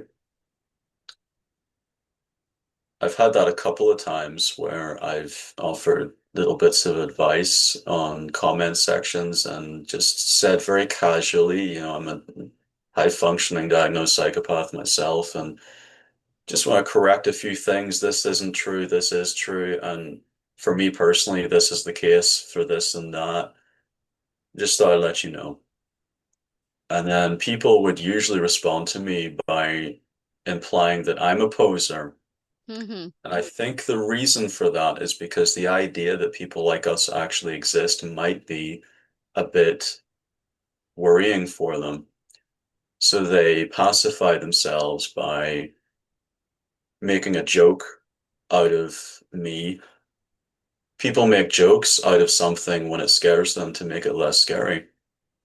And they will try to invalidate it and bring it down and turn it into a joke and go, oh yeah, you're a psychopath. Okay, dude, that's great. That's really cool. And they'll be very sarcastic about it. And I'll say to them, there's no need to be like that because I'm here to just offer a wee bit of advice. I'm not particularly malevolent. I'm not gonna dox you or find out where you live or anything like that. I don't care enough about you to want to do that. And I don't really care about anyone, very few people. And to be malevolent like that and want to hurt people, you have to be quite emotional, in my opinion. I think serial killers are probably the most emotional people in the world because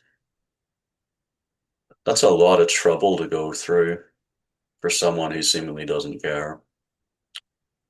It's a lot of hate, a lot of, it's almost like a ritualistic, like a compulsion almost. It's like, there's no free will, there's no control, if someone truly didn't care, they don't have to suffer these compulsions or feel like I have to be violent all the time to be happy. And these types of guys, you always talk about, oh, I can't go 2 days without being in a fight and things like that. You're way too emotional for me, dude. I can't be friends with someone like that. That's just irritating to me. And for me, it's like there'd have to be a very good reason for me to want to hurt someone that would make me want to put that much effort into something like that. And the general response to me is skepticism, and then the people who believe that who they're talking to really is the real thing. It's usually disdain and judgment and a lot of name calling and things like that. And then there's a small percentage of the normies that will respond to me with curiosity and an open mind, and they'll ask me things because they want to learn, and they'll actually be quite respectful as well. And I always appreciate that because I love talking about myself, generally speaking. And I really appreciate people who have manners and are very polite and who conduct themselves in an orderly way. I will always appreciate that. That's one of my other principles. So the best way to get on my good side and to get me to want to be your friend or to care about you is be polite, be interesting, and compliment me, but not just for the sake of it. Just I like being complimented, I like being praised, but when it's warranted. I don't like it when I go out in public and I'm not looking my best or I'm sleep deprived and then someone comes up to me and just starts lavishing me with compliments about how attractive I am because my first reaction is, what the fuck do you want? You know, especially if it's really obvious or it's just really over the top. My initial reaction is not to take it very kindly. That's a very long response. I go on a tangent and I can talk for a long time, so you need to interject sometimes. You will need to cut me off, stop me from going all night. No, I've loved it. I think it's so interesting. This is kind of like a moment in time. I think that's really interesting. Is like somebody discovers, they get diagnosed. Or they look up the term and they self-recognize, self-identify with the term psychopathy. And then everything that happens, like what does it mean? You have taken uh, a rarer path than other paths that I've seen, in that you have thought to yourself, okay, I'm not going to mask anymore. So that has also been super interesting to hear about how that has gone. And it doesn't surprise me at all that you feel like you have more energy, like your sleep's better, like everything kind of seems a little bit better, and that your friends are saying that things are better. I think that is the truly sad part about another thing which you have described quite accurately in my own experience. And I love that you say it instead of me saying it all the time, is that there is a lot of animosity towards psychopaths. Like people will express it like the therapist who is like, I'm done with you. Like there's no help. There's no, hey, and here's how we're going to, get through it together. There's no us. Suddenly it's just you. It's a problem that you have, and it's like somebody who has like dedicated their life to helping people, you know, people kind of with like mental kind of issues or struggles or anything like that, and they have no desire to help you, which is I think it would be like if you show up at a library and they're like, but not you. I'm not going to help you with the books. Or you show up to a doctor and they're like, you need this surgery, but I'm not doing it because you're such a piece of shit that I'm not going to help you. That's what's so weird. And if you go from like not having the diagnosis where you're not treated that way to having it and suddenly being treated that way, I think it's really a weird thing to experience. And so I really appreciate that you've kind of just like shared kind of everything about it, what you found, because it's so recently in your mind, probably. Mine is not as recently in my mind. It's a little harder to recall, like what things surprised me, about it, what things kind of felt uh, stupid, about the way that other people treated it, or unfair, or hypocritical, or, just kind of all these different issues. So I really appreciate you sharing all of this. I think it's just so important for people to hear. I think what you have done with the unmasking, and this is going to be a compliment, is really courageous. It's like such a strong kudos that I feel for you, and I just find it to be like an act of kind of rebellion, honestly, in a world in which everybody expects you to kind of conform at for no reason really other than their own comfort and at great personal cost to you. That's really what they expect from you. And I'm glad that you're not doing that. I'm glad that you're like, no, I just personally do not want to live my life that way. The one life that you have to live, you're unwilling to live for other people and for their comfort, purely for their comfort, like put aside all your needs for the comfort of others, to the detriment of yourself. I think to the extent that that's what people are asking for, then like fuck them. And I think a lot of people, they ask for that without really realizing what the real cost is. So thank you again for kind of coming on and like explaining what the cost is, how that what toll that takes, to mask and to try to continue masking.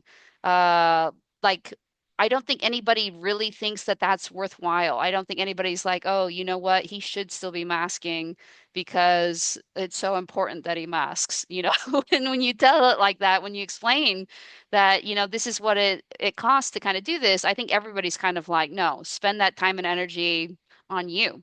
On your well-being, on your music, on anything else that you kind of find to do it because we don't need your smiles, to happen every 30 minutes like clockwork or whatever. I think that's how people truly feel, but I think it just kind of takes a little bit of educating them. So thank you again for coming on and helping to educate people about this whole experience and what it's like and like that it's very difficult on YouTube, especially to find stuff that's positive. Most stuff is negative. There's a lot of misconceptions that people have that you go correcting, which is great too. I mean, I just appreciate all of it. I'm glad. Uh, I do have a tendency to, I like to talk, and I have a tendency to go on a tangent sometimes, and not everybody really appreciates when I do that. I mean, everybody has a threshold for how long they can communicate and hold a conversation, so I don't hold that against anybody. But a lot of it, what I was saying is it's all very new to me, and I'm still making sense of all of this. And I'm still trying to figure out where I'm going to go going forward. I mentioned earlier about career paths. I've had a change of career very recently. I was a personal trainer for a while, and it didn't work out. A long story short, as much as I have used manipulation in the past to get what I want. It turns out it's actually almost impossible to manipulate people into getting what they want. Hmm. So my job as a personal trainer was to make everybody who I worked with as healthy, as fit, and as attractive as they could possibly be. Because I believe that if more people in the world were healthy, fit, and attractive, the world would be a better place. And the reason for that is because everybody would be happier. If everybody looked and felt their best, they would be happier and they would treat themselves and others much better.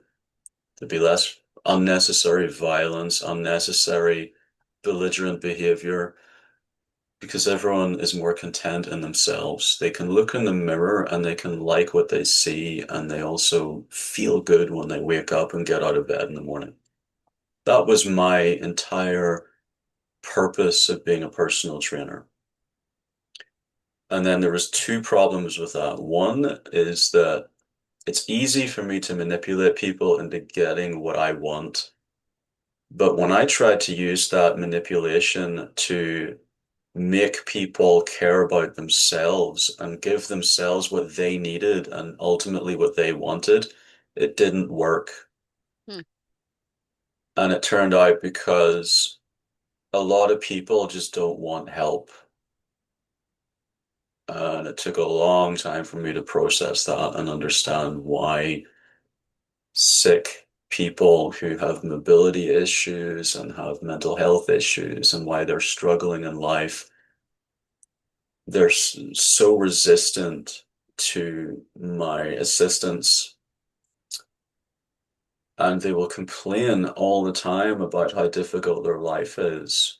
But when I give them a solution and I tell them, this might help you, I never told anyone what to do, but I told people that I personally don't have any mobility issues.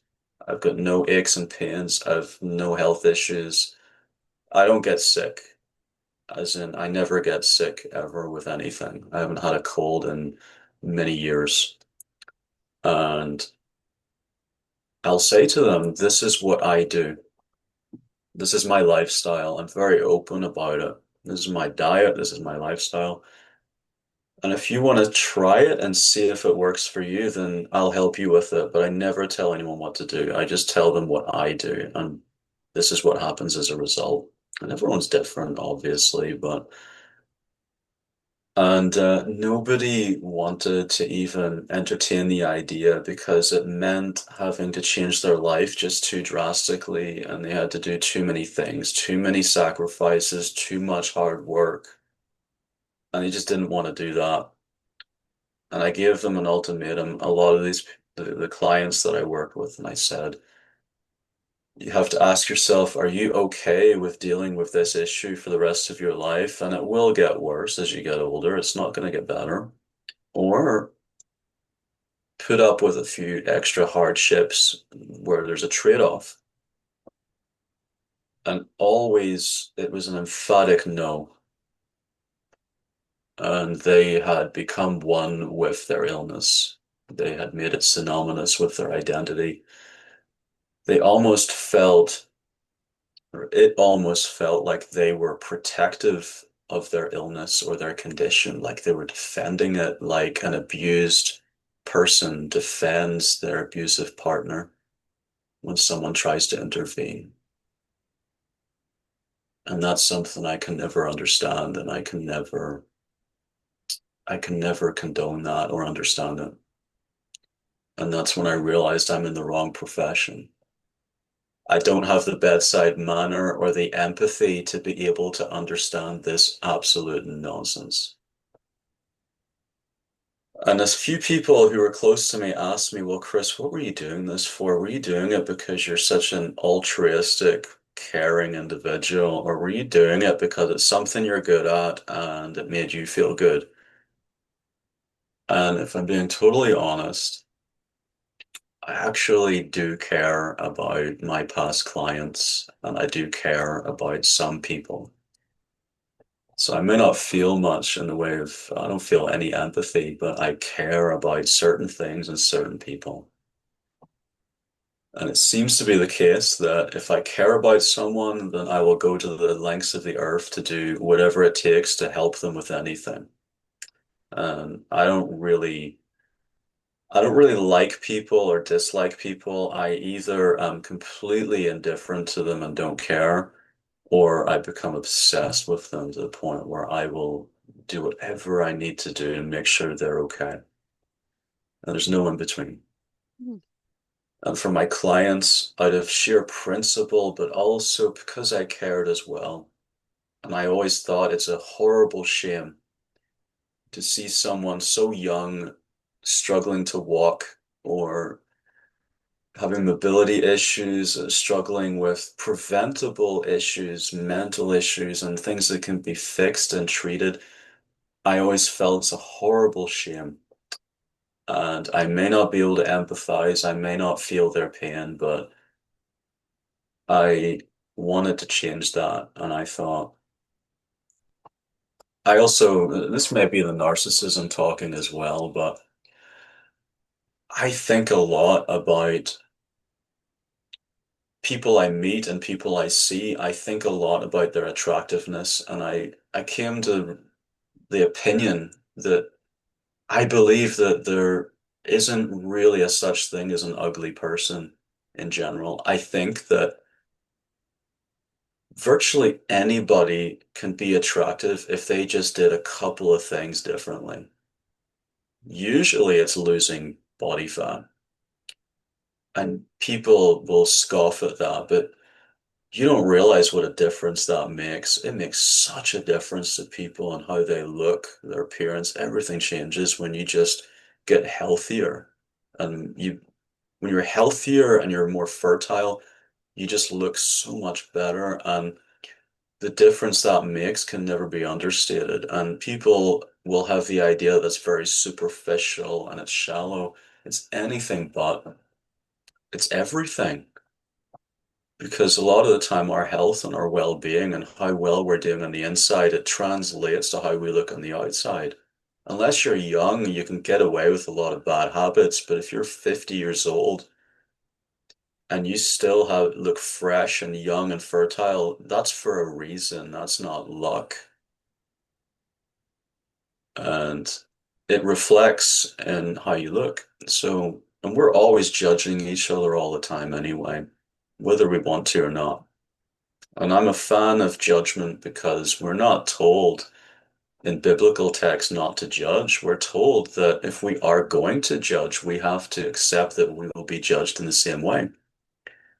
And without judgment, we cannot correct our behavior that holds us back. We need judgment in order to make positive changes. And that's what I was doing as a personal trainer. And it didn't work because people didn't want to change and I think they couldn't fathom what it felt like or what it would be like to be well and healthy.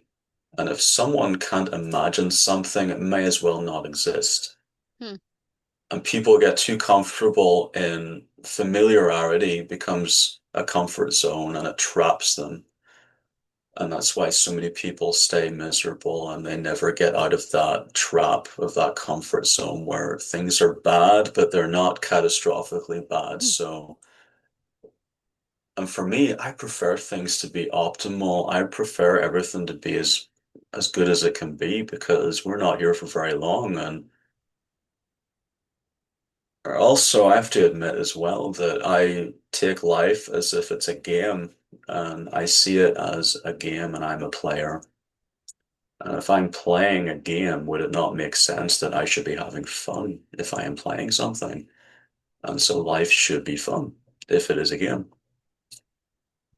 And usually, if you're having fun while playing a game, it means you're pretty good at it. So then life gets better and easier. So that's the way I see it. A lot of people don't agree. a lot of my friends say that's not really how they see it. I'd be interested to hear your opinion on that.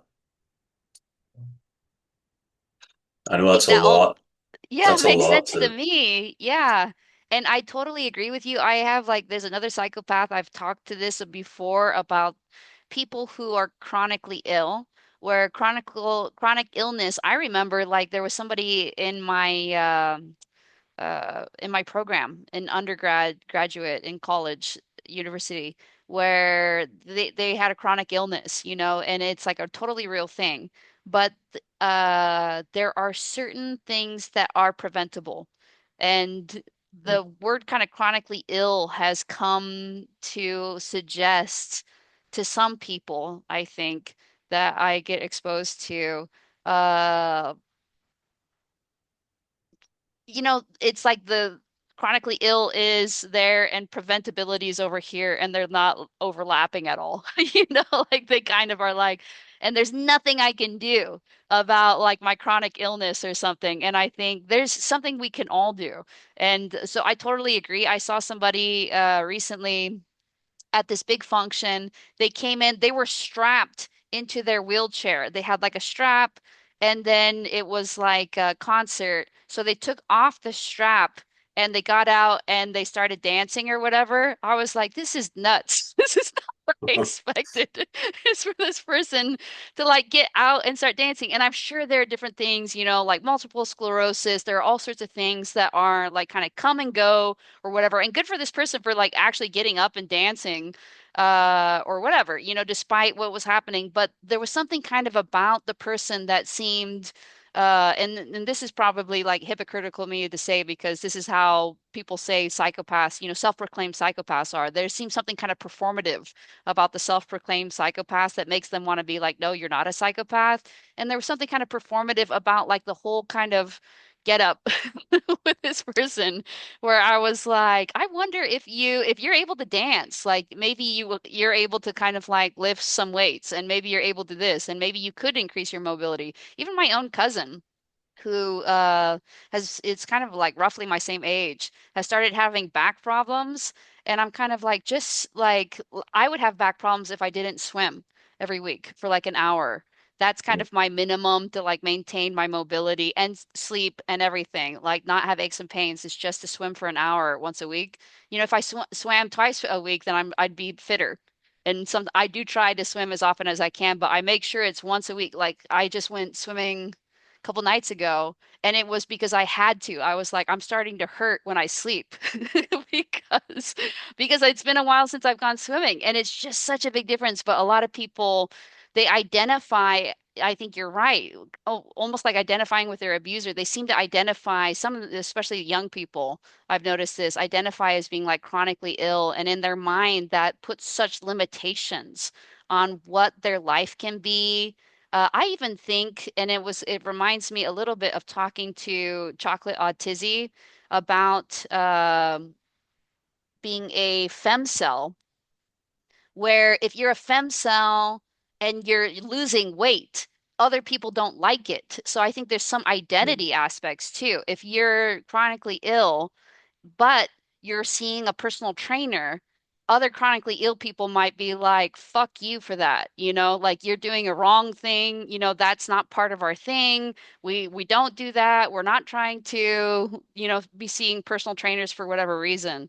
So I think that's a really interesting, it's funny to hear you say all this because I just totally agree. Once again, I'm surprised you agree with everything. I was expecting a little bit of pushback.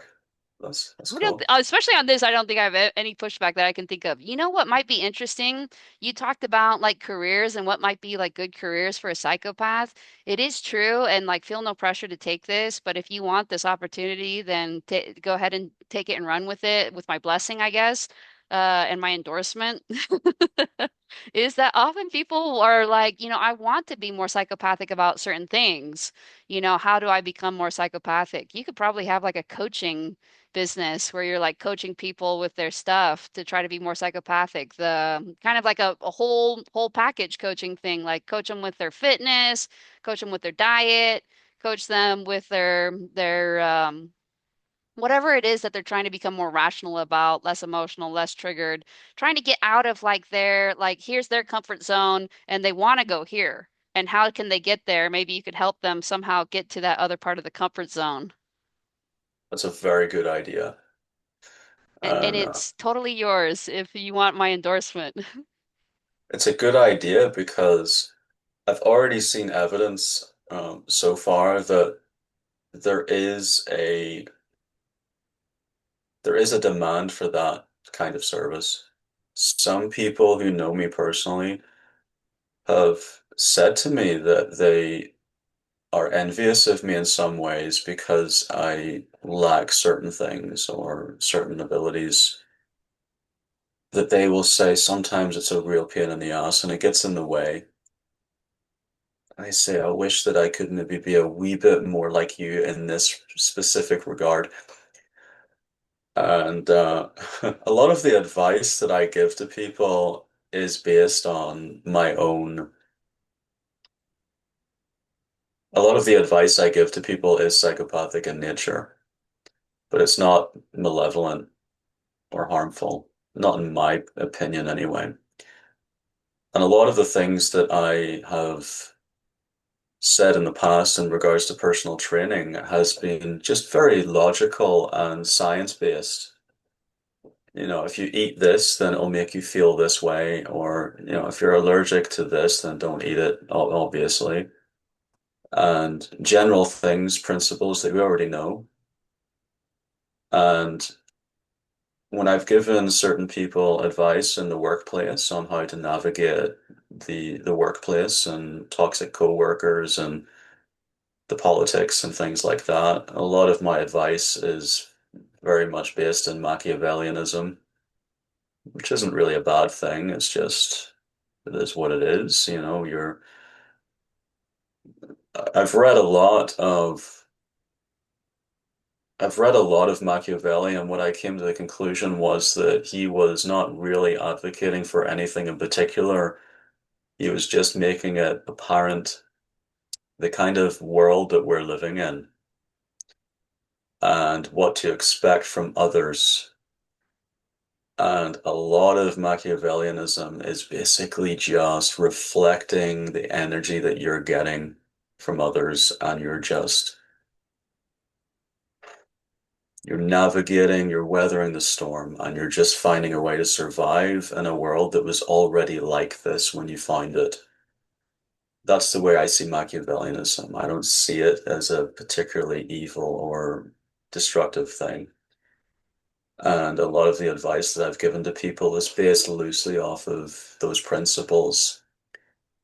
And like you said, there is a demand for it from certain people. They may need that to just give them that extra edge in their performance in the workplace, or they may need some encouraging words from someone like me that will help give them that push to change their career or leave that partner that's holding them back, or it could help a lot of people. And it could help me in the process as well because during this career change that I'm having, I'm at a loose end and I'm having to fill my time not working. And when I'm not working and when I'm not busy, I'm very unhappy. And the boredom creeps in, and then the mischief starts to come out of that. And I start to do things to alleviate the boredom that aren't very helpful or productive. And so I need to work and I need to find something I can dive headfirst into and just get totally immersed in and spend all my time on. I need a reason to leave the house. I need a reason to go out, and I like to be seen. I like being out amongst people. I like to socialize. And what you said makes a lot of sense. And Yeah. I'm hoping that people who are interested in this kind of thing, they're not apprehensive about facing judgment for seeking out this kind of help or worrying about, oh, does this make me a bad person now? Or second guessing themselves. I'm hoping that isn't the case as well because, some people they can feel guilty over the strangest things, in my opinion. I've had people say to me that they felt bad about something and then they tell me the story and I just don't know what they feel bad about or what the problem is. It's kind of like yourself with, the bike story and the opossum and things like that. It's some people get really upset about the strangest things, and I just can't really relate. And I hope that, like I said, there'll be a demand for that, absolutely. But I think people will have a threshold. I might give them advice for something, and they may say, "Oh, I might not do that. That might be a bit much for me to handle, but I'll try this or I'll try that and see how it goes." Yeah, I agree. I also think if you're interested in this type of thing, that people may also be interested in dealing with their anxiety and the way that you've learned to deal with your anxiety, anxiety coaching.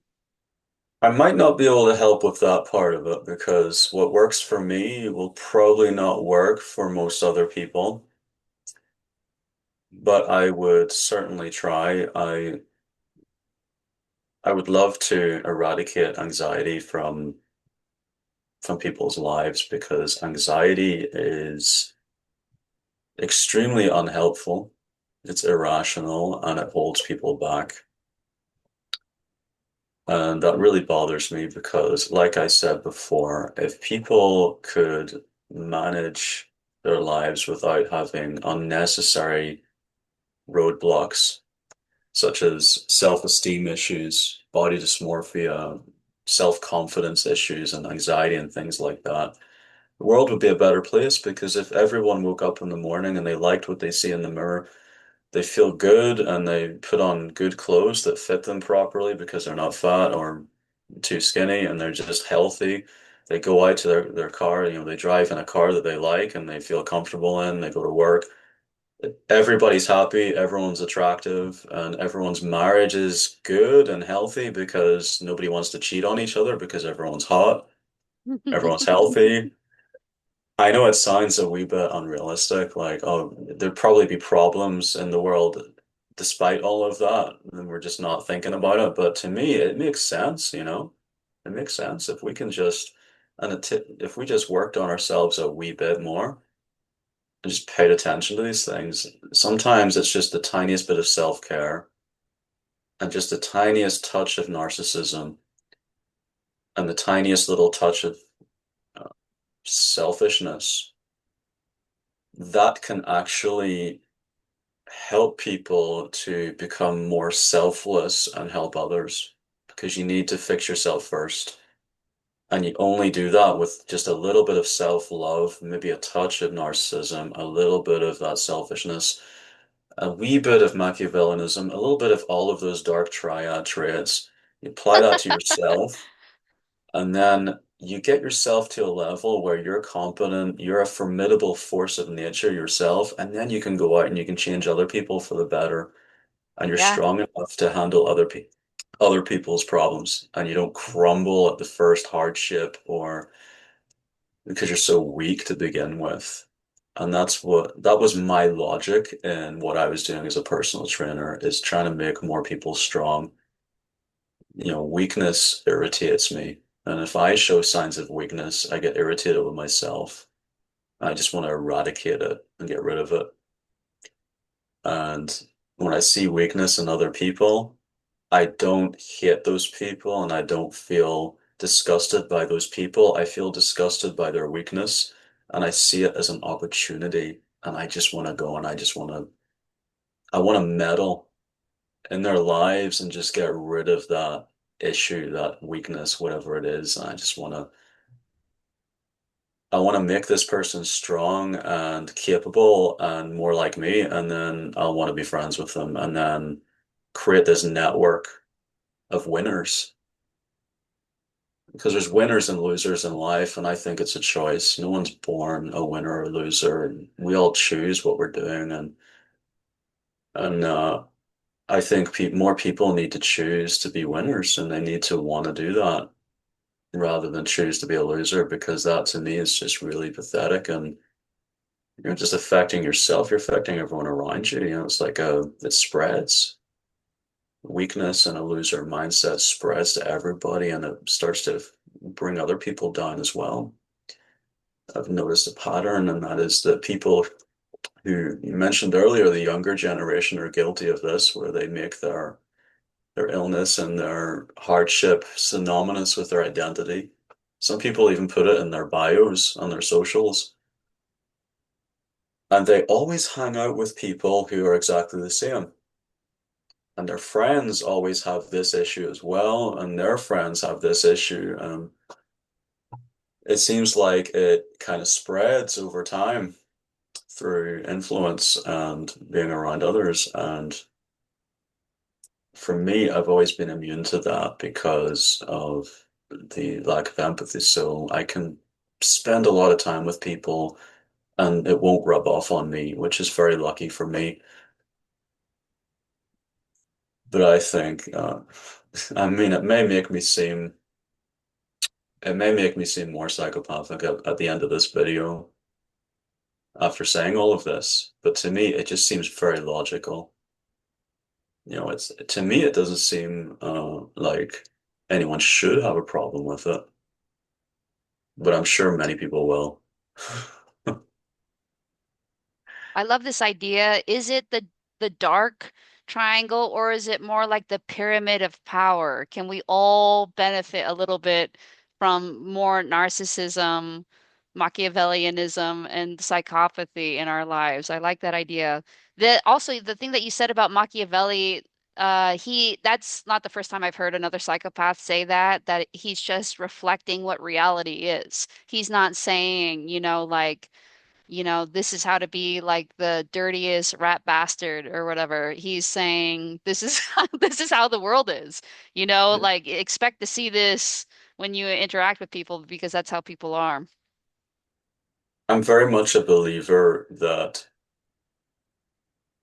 people who say that you cannot fight evil with hatred or you can't fight hate with hate, I completely disagree with that. I think the only way you can eradicate evil or hate is with more hate Hmm. because I'm if you're a person and who considers yourself to be virtuous, why would you have any tolerance whatsoever for things that are not virtuous? Hmm. So why is intolerance considered not a virtue? Why is that considered problematic or an evil thing? Yeah. I'm generally a highly intolerant person. I don't tolerate things that irritate me or I don't agree with. So I don't waste time talking to people if they have a different political ideology to me, because I don't care. I don't want to hear it. And I also don't waste my time watching videos or engaging in media that either bores me or I just don't agree with because I'm at the age now where I've heard it all and I've decided what I believe in. So there's no point in subjecting myself to listening to people who I am inevitably going to disagree with, and then it's just going to be a waste of 10 minutes. So I'm far more sensible with my time and how I spend my time these days. But why is it that people say that intolerance is so bad? Because for me, is it not a good thing if you're a virtuous person to hate certain things in life? I mean, is it not virtuous to hate child abuse and animal abuse and murder and injustice and things like that? Shouldn't you hate those things? So I'll never understand why people are against having hatred or intolerance. Those two things, they're tools, in my opinion, that you can use for good reasons. And as a person myself who's very intolerant, what that looks like is I'm just very sensible with my time. And that's what intolerance is for me, is that, something irritates me, I remove myself from it and I don't subject myself to that for the sake of feeling like a good person afterwards. And in the face of what could be considered universal evil, you can only really fight that with by turning to your own darkness and using that as a tool. Someone breaks into your house and they want to steal your property and they want to cause harm to you and your family. You're not gonna diffuse the situation by offering them a hug. Sometimes you have to match that energy that they're giving to you. It's just a necessary darkness. And that's what I think Machiavellianism is recognizing what you're dealing with and what you're surrounded by and not being afraid of it. And also having the courage to match that dark energy and to fight it for your own self-preservation. And then coming out of it afterwards, having overcome that adversity and still feeling like your identity is intact and that you haven't lost a part of yourself along the way. And you can still have a clear conscience. So that's what that means to me. What do you think? I totally agree. I think the most important thing to me is personal integrity and making sure that you don't lose a part of yourself along the way. And I think whatever that ends up kind of meaning, I think a lot of times people start at the end and they think, hey, I should be trying to be nice to, let's say, this person asking me for money outside the shop. I should give them money because I should. I should, like the word should kind of shouldn't come into the equation, is my thought. It should be like, what is like the action that would be represent personal integrity, that where I won't lose myself.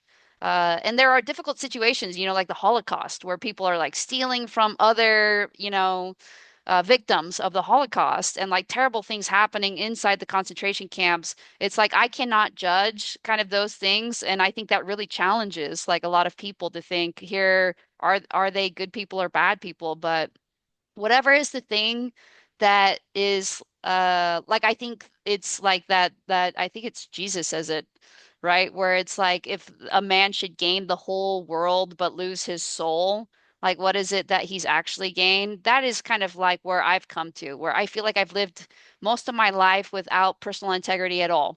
Mostly because I didn't even know who I am. I have like such a weak sense of self or something, then what does it matter?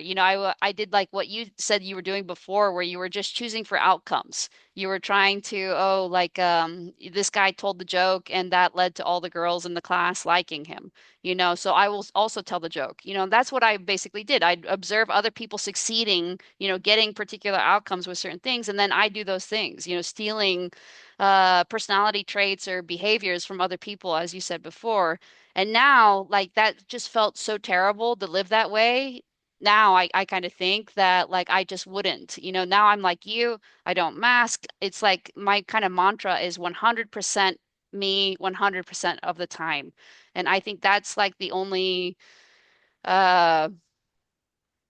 the only thing that works for me, I guess, is the best way to put it. Like I'm already kind of like so tentatively connected to the world, not super engaged, that like the moment that I have to start sacrificing myself for anything, that's when I'm like, I'm out. I'm done. I'm not interested in doing that. I think one of the worst things that could happen to me, in my mind, is waking up and finding myself in someone else's body. Like you've seen it in movies and as like a joke where, oh, I woke up and I'm someone else. That would be my worst nightmare Hmm. because I've never been more comfortable and happier being myself. And I know for most people, they're not comfortable in their own skin and they might want to be someone else or think they want to be someone else. But like you said before, even if I was promised the world, if I could wake up in someone else's body where they are more wealthy, they have more assets, they have more opportunities, resources, they may be healthier, they may have more of everything that I already have. I still wouldn't want that because it's just not me. I'm the kind of person that I wouldn't even change my hairstyle because if I change my hairstyle too much, I don't feel like myself anymore. Hmm. It makes me feel the feeling of homesick, but for yourself, not for your house or for a physical place. It's that same feeling in the pit of your tummy where you're homesick. I feel like that if I'm too far away from being myself, or if I feel like I'm veering off a little bit too far from my identity that I've cultivated for myself recently through unmasking. If I was to start masking again, that would require me to start being other people again.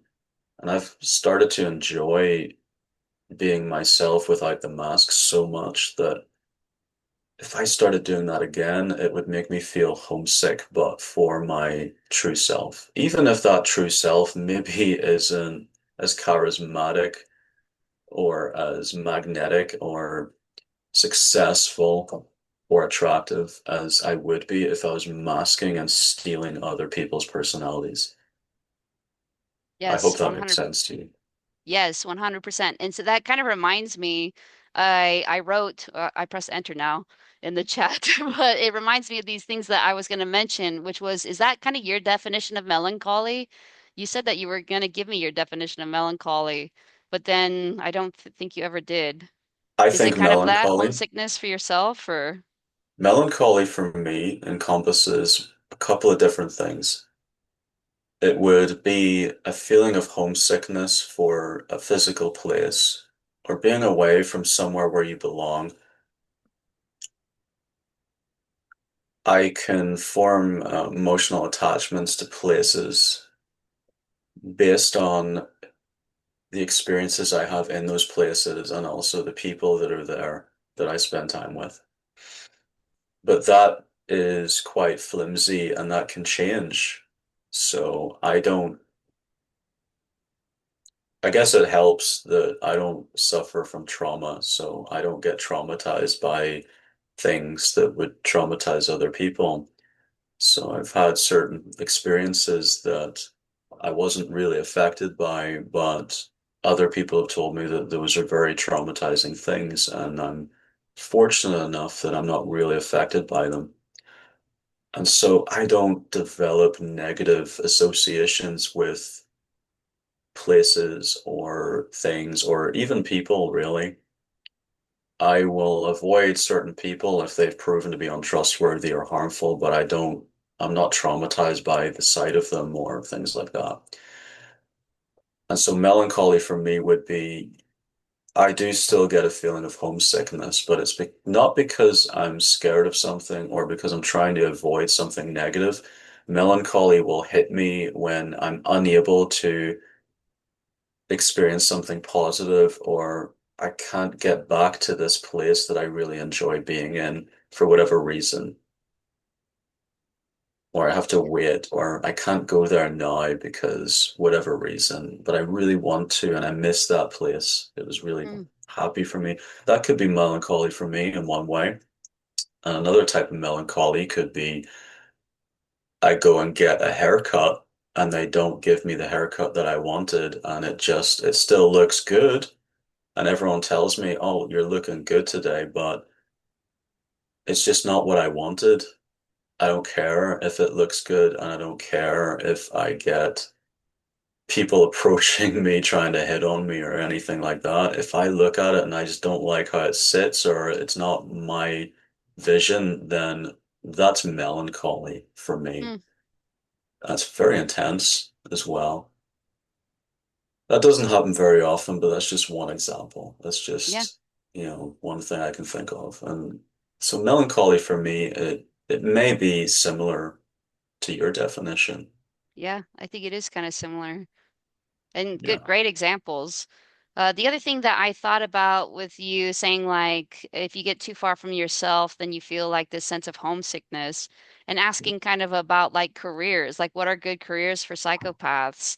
I do think that especially maybe for psychopaths, like some people can just be, I don't know, like have a business, like I don't know, making panes of glass or something, specialized panes of glass, and have no care for it. Be like, I hate glass, but they have this business doing that. But I don't think psychopaths are really able to do that. I think it can't just be a job in the long term. I think you need to find your vocation Yes, because absolutely. yeah, we have such a tendency to be bored, such a tendency to not be engaged, such, all these different tendencies.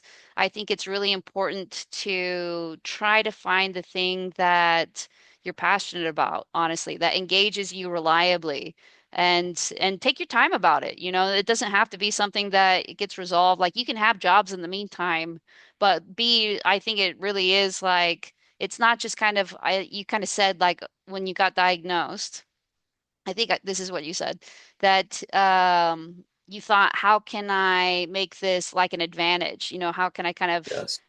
yeah. And I think that is good, but I also think there's some limitation with that. Like sometimes people are like, oh, you could be like, you know, XYZ different things. Like I do think like psychopaths probably do make good financial advisors, but not everybody is interested in money. I am. And I am a financial advisor. I have like registration for being a financial advisor, but I'm not all psychopaths. Like not people shouldn't just do the thing that psychopaths are kind of good at. I think because you're gonna get bored eventually. That's not a sustainable thing to do. So even if there is like some advantage to being a psychopath, I think it's more to choose like the thing. It's kind of like you said when people were like, you're bad at the guitar, stop playing the guitar. You need to find something that's like a career that's like guitar for you, where it doesn't matter if people say you're bad, stop playing, like you will keep doing it. The guitar is such a good example of Yeah. how perseverance and dedication really overcomes anything because I did not have a natural talent for guitar. And the only reason I'm at a point now where I can actually play guitar and make music is because of the fact that I wouldn't take no for an answer and I always get what I want without exception, even if it hurts me in the process. You know, your fingers hurt in the first few months when you're learning to play guitar. Hmm. Sometimes they bleed if you play too hard and too long, and you get cramps in your hands, and you get the frustration of months and months of not getting any better. You have the judgment of others and people making fun of you for not getting better. You have all of these things, and none of it's positive, Mm. and you're just waiting for the positive to come. And this might be an example of the psychopathy being my friend and being my ally because I don't think that anyone else in my position would have kept going and would have just cut their losses. But I think it might have been the psychopathy that kept me going and drove me to this is what I want. And I've always been the kind of person, even since I was a child, that if I want something, then I'm gonna get it. And I would just never take no for an answer for anything. And this is one of those times. And sure enough, eventually I got what I wanted. And many people may say, is it worth it? And I think it is because non-musicians will never appreciate this. But being able to play an instrument, even if it's just one instrument, that's almost like a superpower in a way. It's something that you would never give up for anything.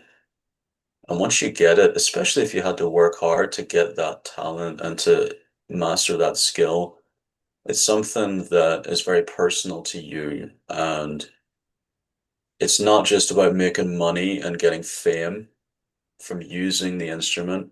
It's about those times where you wake up in the middle of the night and you're by yourself and you're in the middle of an existential crisis or a panic attack or whatever it is, and you have that guitar sitting beside you and you play it, and then that brings you back to reality. And those moments are what make that instrument, that tool, so valuable to you. And that's what other people, if they buy your CDs or they come to your concerts, they don't see that part of it and they don't understand the relationship you have with this. It's not even a hobby, it's more than that, but they don't understand the connection that you have to this thing that you've immersed yourself in. Yeah. And that's what music and that's what guitar means to me. It's not just a shiny tool that sits in the corner that I'm careful with and I take care of and I tune and I clean and whatever. It's not just that, it's much more than that. And it's what it represents. And it also, by this sitting in the corner of my room, I'm looking at it now, it's like a trophy for me of another example of when I got what I want against all odds. And in a situation that people told me was impossible, I did it anyway. So to me, it represents something else other than just an instrument. Yeah. That I sounded agree. a wee bit cringe and a bit sentimental. I apologize. Not to me at all. No, I don't think it sounded. I think that's like I'm so glad that you've had this experience with the guitar because I think every time like you're going to be able to recognize like you have that not just the skill of the guitar but the skill of having, pursued a passion to its completion against all odds. Like you know that you can do that. You've done it before. I've survived things in my life that I really shouldn't have. And there's stories from my past that it is quite literally the impossible becoming possible. And so I do have multiple examples of how nothing really is off the table for me and nothing is out of my reach. And guitar is one of those things.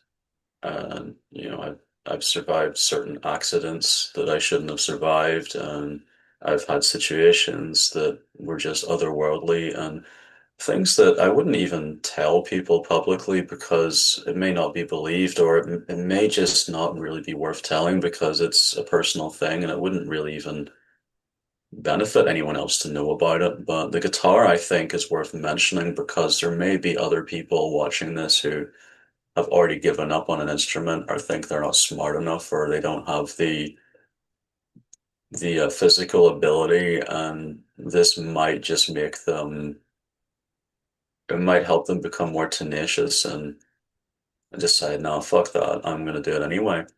I think that might help. Yeah, And I think that contrariness and that tenacious nature comes from psychopathy too, where non-psychopaths can definitely steal that from us and use it themselves if they need to. I think they definitely can. 100%. Another thing you mentioned something about like you're thinking. I forget what it was that you said. But other people have called for me, like describe this psychopathic way of thinking as a crazy non-lateral, or no, crazy lateral instead of linear way of thinking. So it like goes sideways, whatever.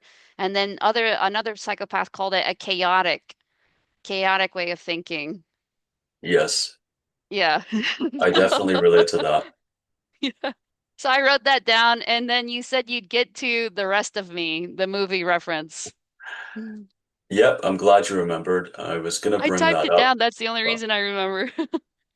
so when you said the phrase "the rest of me," the reason why I find that funny is because there is a scene in The Silence of the Lambs where Hannibal is talking to Clarice and he's giving her clues to solve the riddle and to find out who Buffalo Bill is. And he gives her an anagram, which is the rest of me. But the anagram was a woman's name, Esther Moffat. And when you rearrange the letters, it creates the phrase "the rest of me," which was alluding to there was a severed head that was contained in a storage unit, and that was a clue that led you closer to the serial killer. And when you said that earlier, this is my sense of humor kind of shining through. The things I find funny, I know most people probably don't find funny, but when you said the rest of me, I immediately thought Esther Moffat, and then I saw the severed head in a jar floating in water, and it just made me laugh. And Mm. you know, so yeah, that was why I brought that up earlier. It was a funny coincidence because we're talking about psychopathy and we're talking about career opportunities, and then you just say something like that. That just made me laugh. Yeah, my girlfriend loves Silence of the Lambs, loves it so much. She just watched it again recently. She watches it like all the time, Silence of the Lambs. Such a Hmm. classic. I wonder if there's any psychopath who doesn't like it. Well, I like it because I think it's pretty accurate. And I think there's some similarities between me and the main character. And I think that the movie does a lot of things really well, but it's Hollywood. And of course, there's going to be little things that you can nitpick and you can say, okay, this isn't totally right. But I think overall, it's a good job.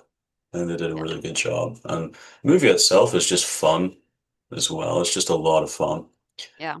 And I love the humor in it as well. I have quite a cynical sense of humor.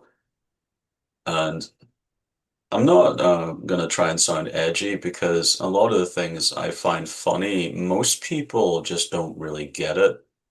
It's not that my sense of humor is really horrific or shocking. It's just the things that make me laugh are usually just very confusing for other people, and they just don't understand it. And it's not because they're not smart enough to understand it. It's just because it's like someone trying to read a different language and they don't understand it. It's not because they're stupid, it's just because it's a different language, you know? And some of the things that make me laugh, people will ask me, what are you thinking? Or like, what made you laugh? And I'll say to them, oh, if I tried to explain it, I don't think it'll be funny. And they'll be like, well, try me, tell me. And then I'll explain it and they'll be sitting there like this, like, Mm. you know, it's usually like a shake of the head and just, oh, fucking hell. But there's a couple of things that there's a few things every now and again that other people will agree with me and they'll say, yeah, that was pretty fucking funny. Yeah, I'll agree with that. But one thing that made me really laugh recently was actually involved you, where you were talking to Dorian and I think it was your third video with him, and he was telling a story about how he was at his girlfriend's house and he was trying to hide the fact that he was taking cocaine and her dog had died and he was over there keeping her company and he was trying to be nice and just act natural. And he talked about how the dog kind of died sort of peacefully and was on their back. And he said that I didn't realize that when dogs die, their legs kind of get sort of like rigid and sort of stick out. And she would go into the bathroom and she kept having to walk over the dog without tripping over the dog. And I uh I do like animals, by the way. I'm not like callous towards animals. I do like animals. But I find that so funny. The image of that. And I also imagined Dorian sitting in the corner watching and being kind of annoyed. And for some reason, seeing him annoyed in my imagination made me laugh even more. Of walking over a dead dog and trying not to trip over the dog. I just find that very funny. And I like animals, and I've had dogs in the past, and I've had dogs pass away, and I'm not unsympathetic to that. But I always find if something's funny, then it's funny. Yeah. It doesn't matter if it's not supposed to be funny or if it's sad and funny at the same time, it's still funny. So for me, that made me laugh. I was listening to that on my phone when I was cooking last night, and I was just listening to it. Sometimes I just put on those. videos you do with other people. I just listen to it in the car or while I'm cooking or doing something really boring, and I just need to hear someone talk. And we told Yeah. that story about the dog. It really made me laugh. Um, I hope he doesn't get pissed off by that because I know it wasn't funny for him. It was a really stressful time for him, but uh, I find the humor in it anyway. Yeah, definitely. Stiff legs of a dead dog tripping people. Could be in a movie. It's funny. It makes me think of a cartoon, and Yeah. my sense of humor generally is very childish and very cartoonish. I Yeah. love visual humor. I love slapstick. I love seeing people fall over, and the idea of anything that's cartoonish or otherworldly just really makes me laugh. You know, one of my favorite, I've a video saved in my favorites on my YouTube channel that I always go to when I need a pick me up, and it's the tunnel scene from Charlie and the Chocolate Factory. Mm-hmm. Where, you know, I know it's kind of unnerving and it's a bit strange and it's a bit nightmarish and for me it's very comforting. It's very nice and I like it because it's just a bit of a laugh and it's a good opportunity to have a bit of fun and I think the stimuli as well, the colors and the noises and the droning kind of low frequency noises that I think make other people feel a bit nauseated and a bit anxious. I find that quite comforting. And when I listen to music, a lot of my favorite types of music has a lot of dissonance in it. That usually most people don't like that, but for me it's very comforting and it's very nice. I like music that is dissonance. I like it. The bands I listen to, they'll play notes where it just they clash in a really like ugly but kind of beautiful way where it's, I kind of like that sort of thing. And everything about that tunnel scene where they're like going on the wee boat and they're going through the water and then Willy Wonka starts going on that monologue and he's just having a good time. It seems like he might be disassociating a wee bit, but he still seems like he's enjoying himself and nothing's gonna happen. Everyone's fine, the boat's in one piece and for me I just find that very fun and relaxing and in a way and it's the one time in the movie where I think he's actually most at peace and most sane. He's Hmm. always so irritable through the movie. He's always yelling at someone. He's always like, "Oh, get down from there," or like, "Oh shit, one of the kids died again," And this is the one scene where he actually seems really happy and just nothing bothers him, and he's just, disassociating and he's singing to himself, and everyone else is terrified, but he's fine. But the rest of the movie, everyone else is fine, but he's stressed out. Hmm. So he tells the kids, don't touch that. And then they touch it. And then something bad happens and he's freaking out. And everyone else is like, what's his problem? This guy's a lunatic. But then the one part of the movie where he's fine and he's just, everything's okay for him, that's the one scene that everyone else says is terrifying. And everyone else tells me, that's not a good scene to enjoy because that's the worst part of the whole movie. And for me, it's the one part of the movie where the main character actually has some control and has some peace. That's my attempt at justifying why I like the scene so much. It I may love not, it.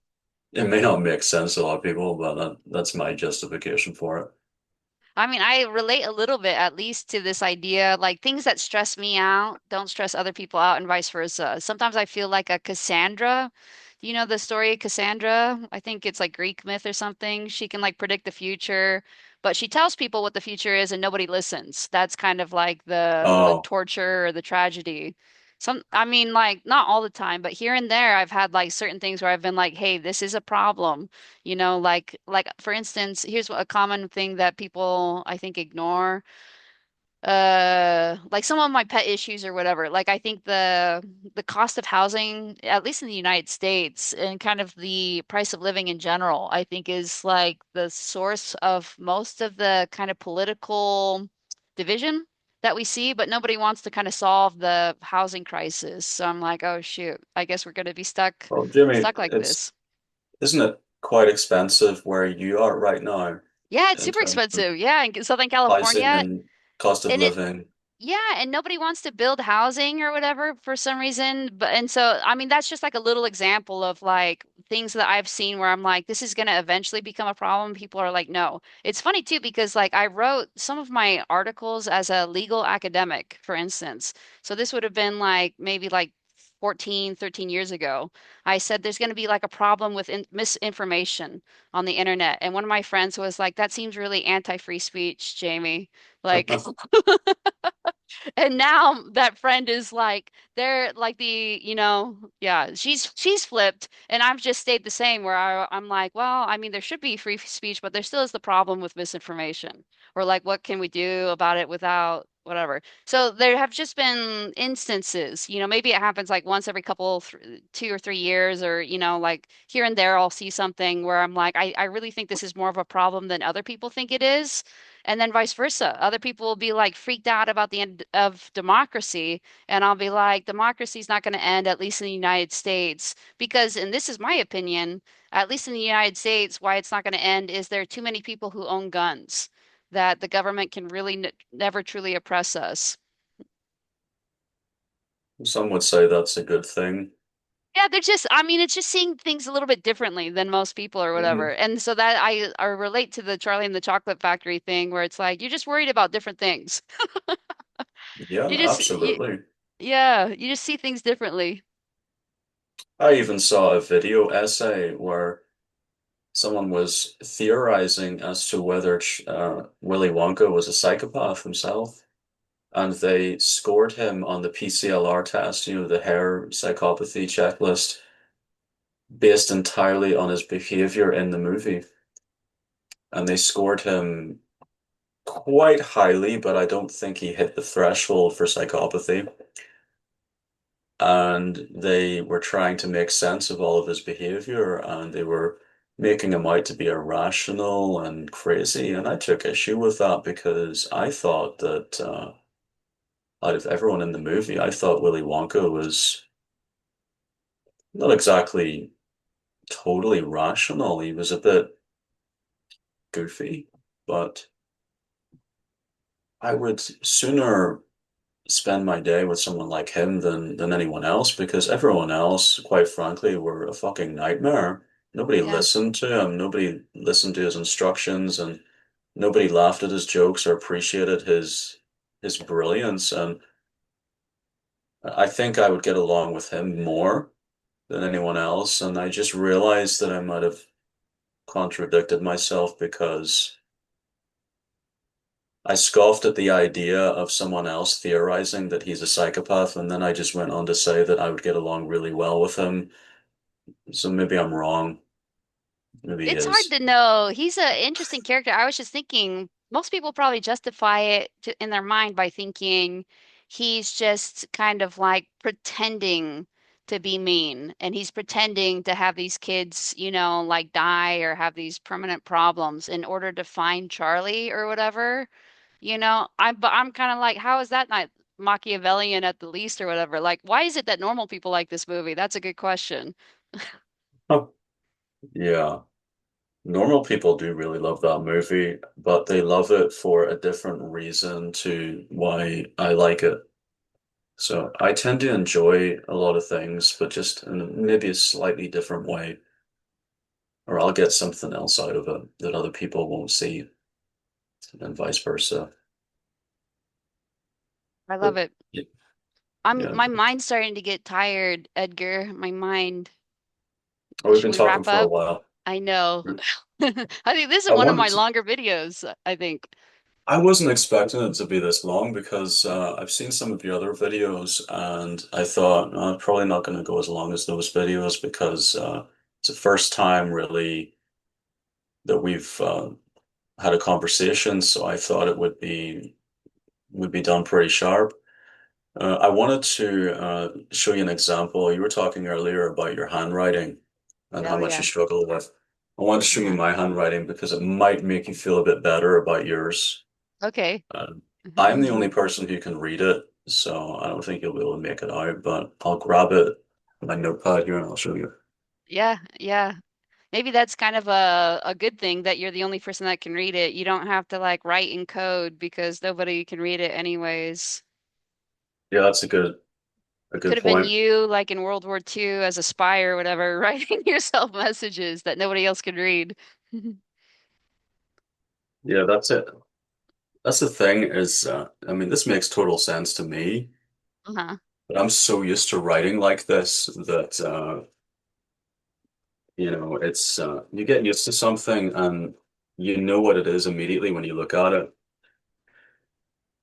The other thing as well is I tend to lean quite heavy on the page as well, so Uh, pages get messed up a little bit.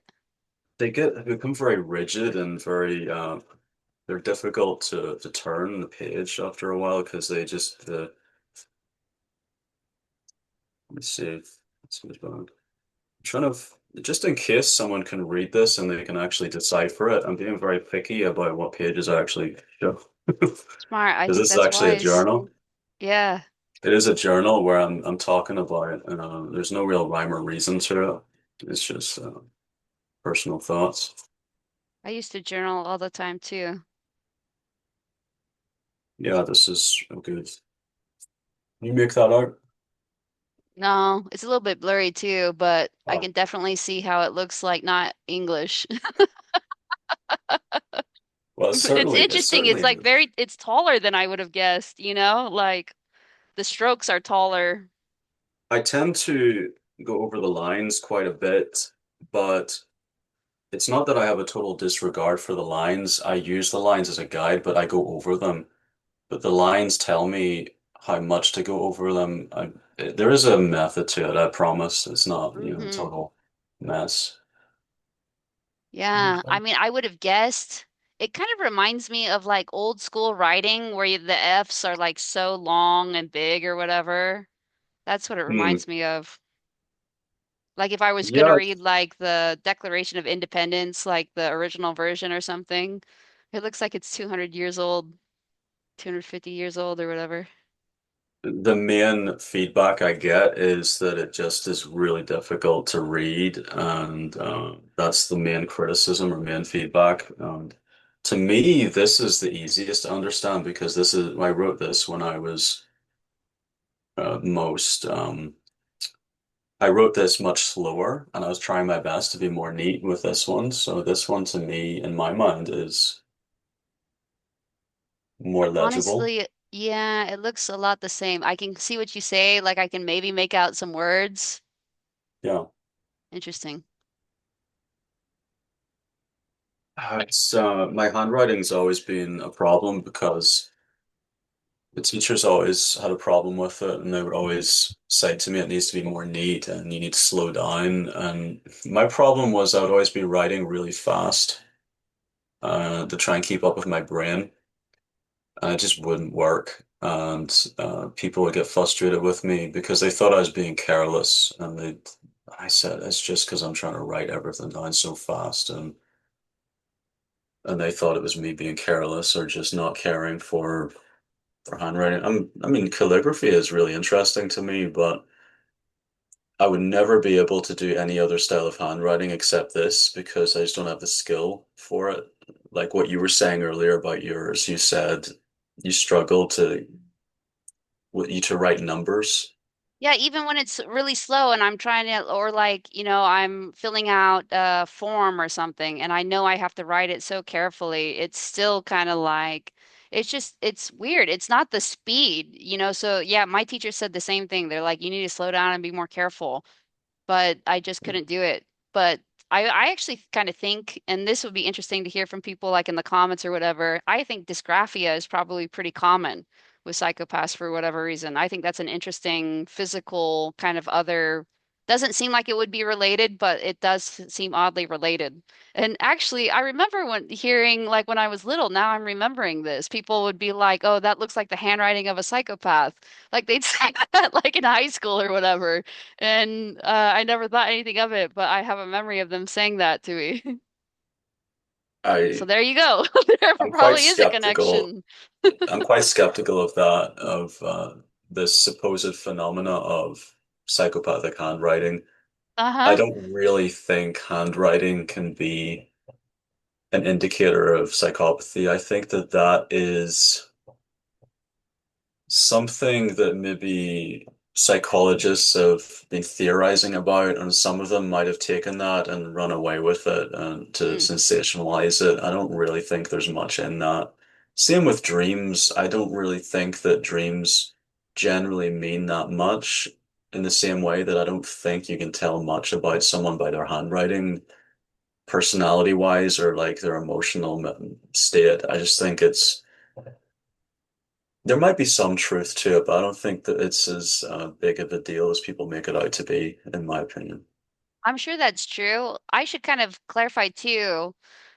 Like a lot of things are just more prevalent in the Mm. psychopath community, I think. So, for instance, I think that like gender ambiguity is more prevalent. I think that sexual orientation ambiguity is more prevalent.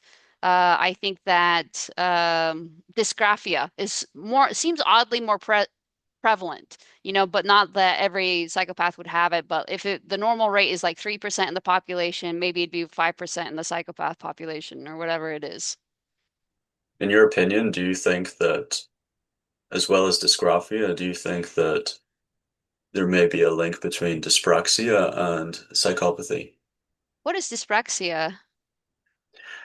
It's kind of similar. It's a sort of slight malfunction of the brain, can cause, from what I understand, people with dyspraxia have a hard time navigating and they might get lost easily and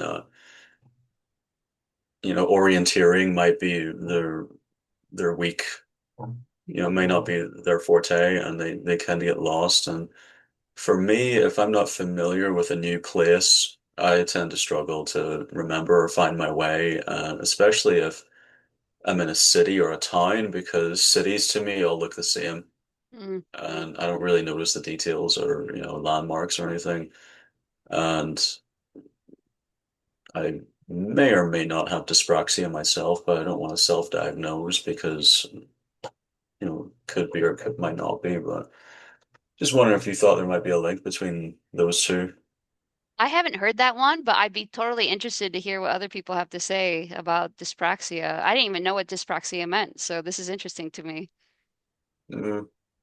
I've heard about it quite a few times over the years, and I have a few symptoms of it myself, but I don't really care if I have it or not because, they're getting lost easily is not the end of the world, and a lot of the time, if you're in an unfamiliar place and you get lost easily, there's ways around it.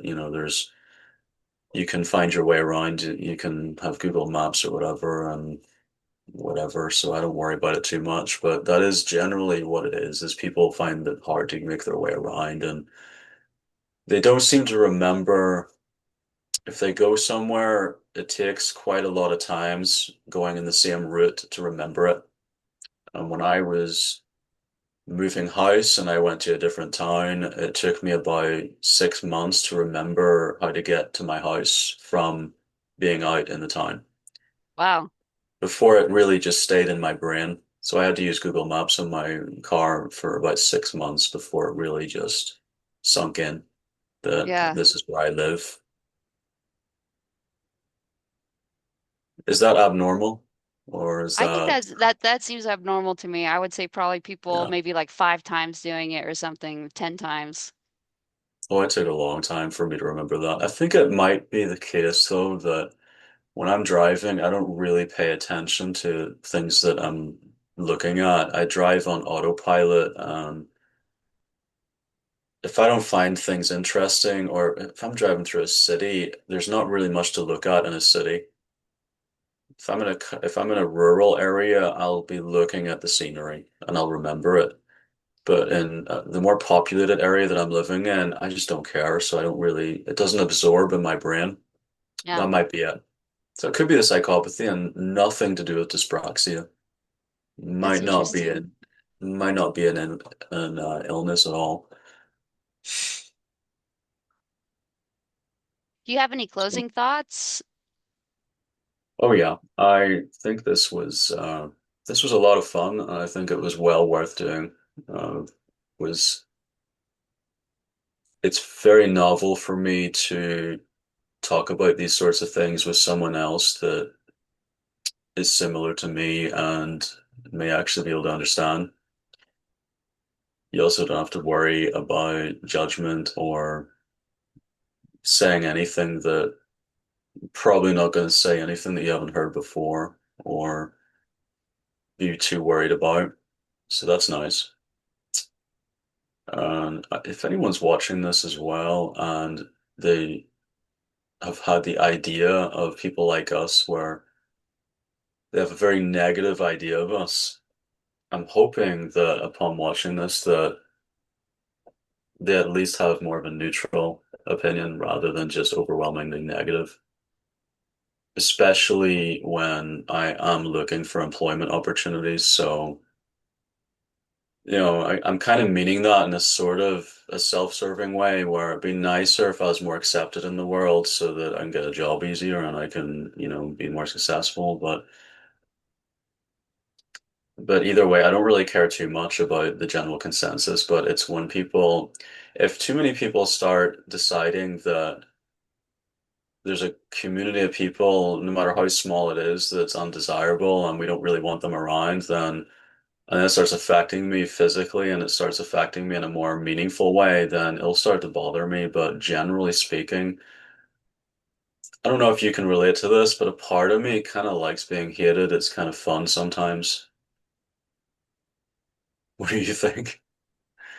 I guess so. I mean, maybe to have kind of like the all press is good press is what they say. Like even if you have like bad publicity, it's still publicity, kind of in that sort of sense. I like attention, in general, and okay, I would favor positive attention, generally speaking, but there's a lot of different types of negative attention that I'm more than okay with. Let's just put it that way. Yeah. And the only negative attention I don't like is when it's not based on truth. So I like being hated, but only when it's for the right reason. If someone hates me because there's a rumor about me that, you know, that's just outrageous or just not true, then I'll take issue with that. But if someone hates me because of something that actually is true, then I'm more than okay with that. So hopefully this is educational and hopefully it's entertaining and I wouldn't mind doing another video like this in the future as well because I think there's a lot of things I still want to ask you as well. Yes, I know. I was Um, just gonna say that. Let's do another video. Like take a break or take however long you want or however short you mm, want and then just like contact me again. Let's do it again. my only concern about this video is I'm hoping that the ratio between you talking and me talking, I'm hoping that it's as evenly matched as I think it is. I will tell you that I get more comments being like asking me to shut up. Be like, we've already heard you talk enough, Jamie, and all these other videos. We want to hear your guest talk. Well, it depends on the guest. I mean, people may hate me so much that they wish that you would talk more, so you never know how it's going to work. You'd never know, but I get way more comments telling me to shut up. Well, anyway, thank you very much for the opportunity. I obviously reached out to you and I wanted to very graciously accept it, so I appreciate that very much and hopefully we'll stay in touch. Yeah, thank you so much. As I said before, it's like I think so important. You represent a couple different kind of things that voices, let's say, that are important for people to hear in this particular world, having just been diagnosed, having, not really considered it as a possibility before, having had other previous diagnoses, experiencing anxiety, working in the field that you do, being out, not wearing a mask. I mean, like there aren't that many people not wearing a mask, and it's pretty rare to catch somebody very, very soon after their diagnosis, especially somebody who, hadn't previously considered it. So I think it's so interesting. In some ways, I think of this as like just logging this for like future anthropologists or psychologists to like study. And you're such an important data point, I think, for them, and interesting for me too, and interesting hopefully for everybody else. So I especially appreciate that you did reach out to me and were willing to come and talk about all of this. No problem. All right, I'll see you soon. Thank you.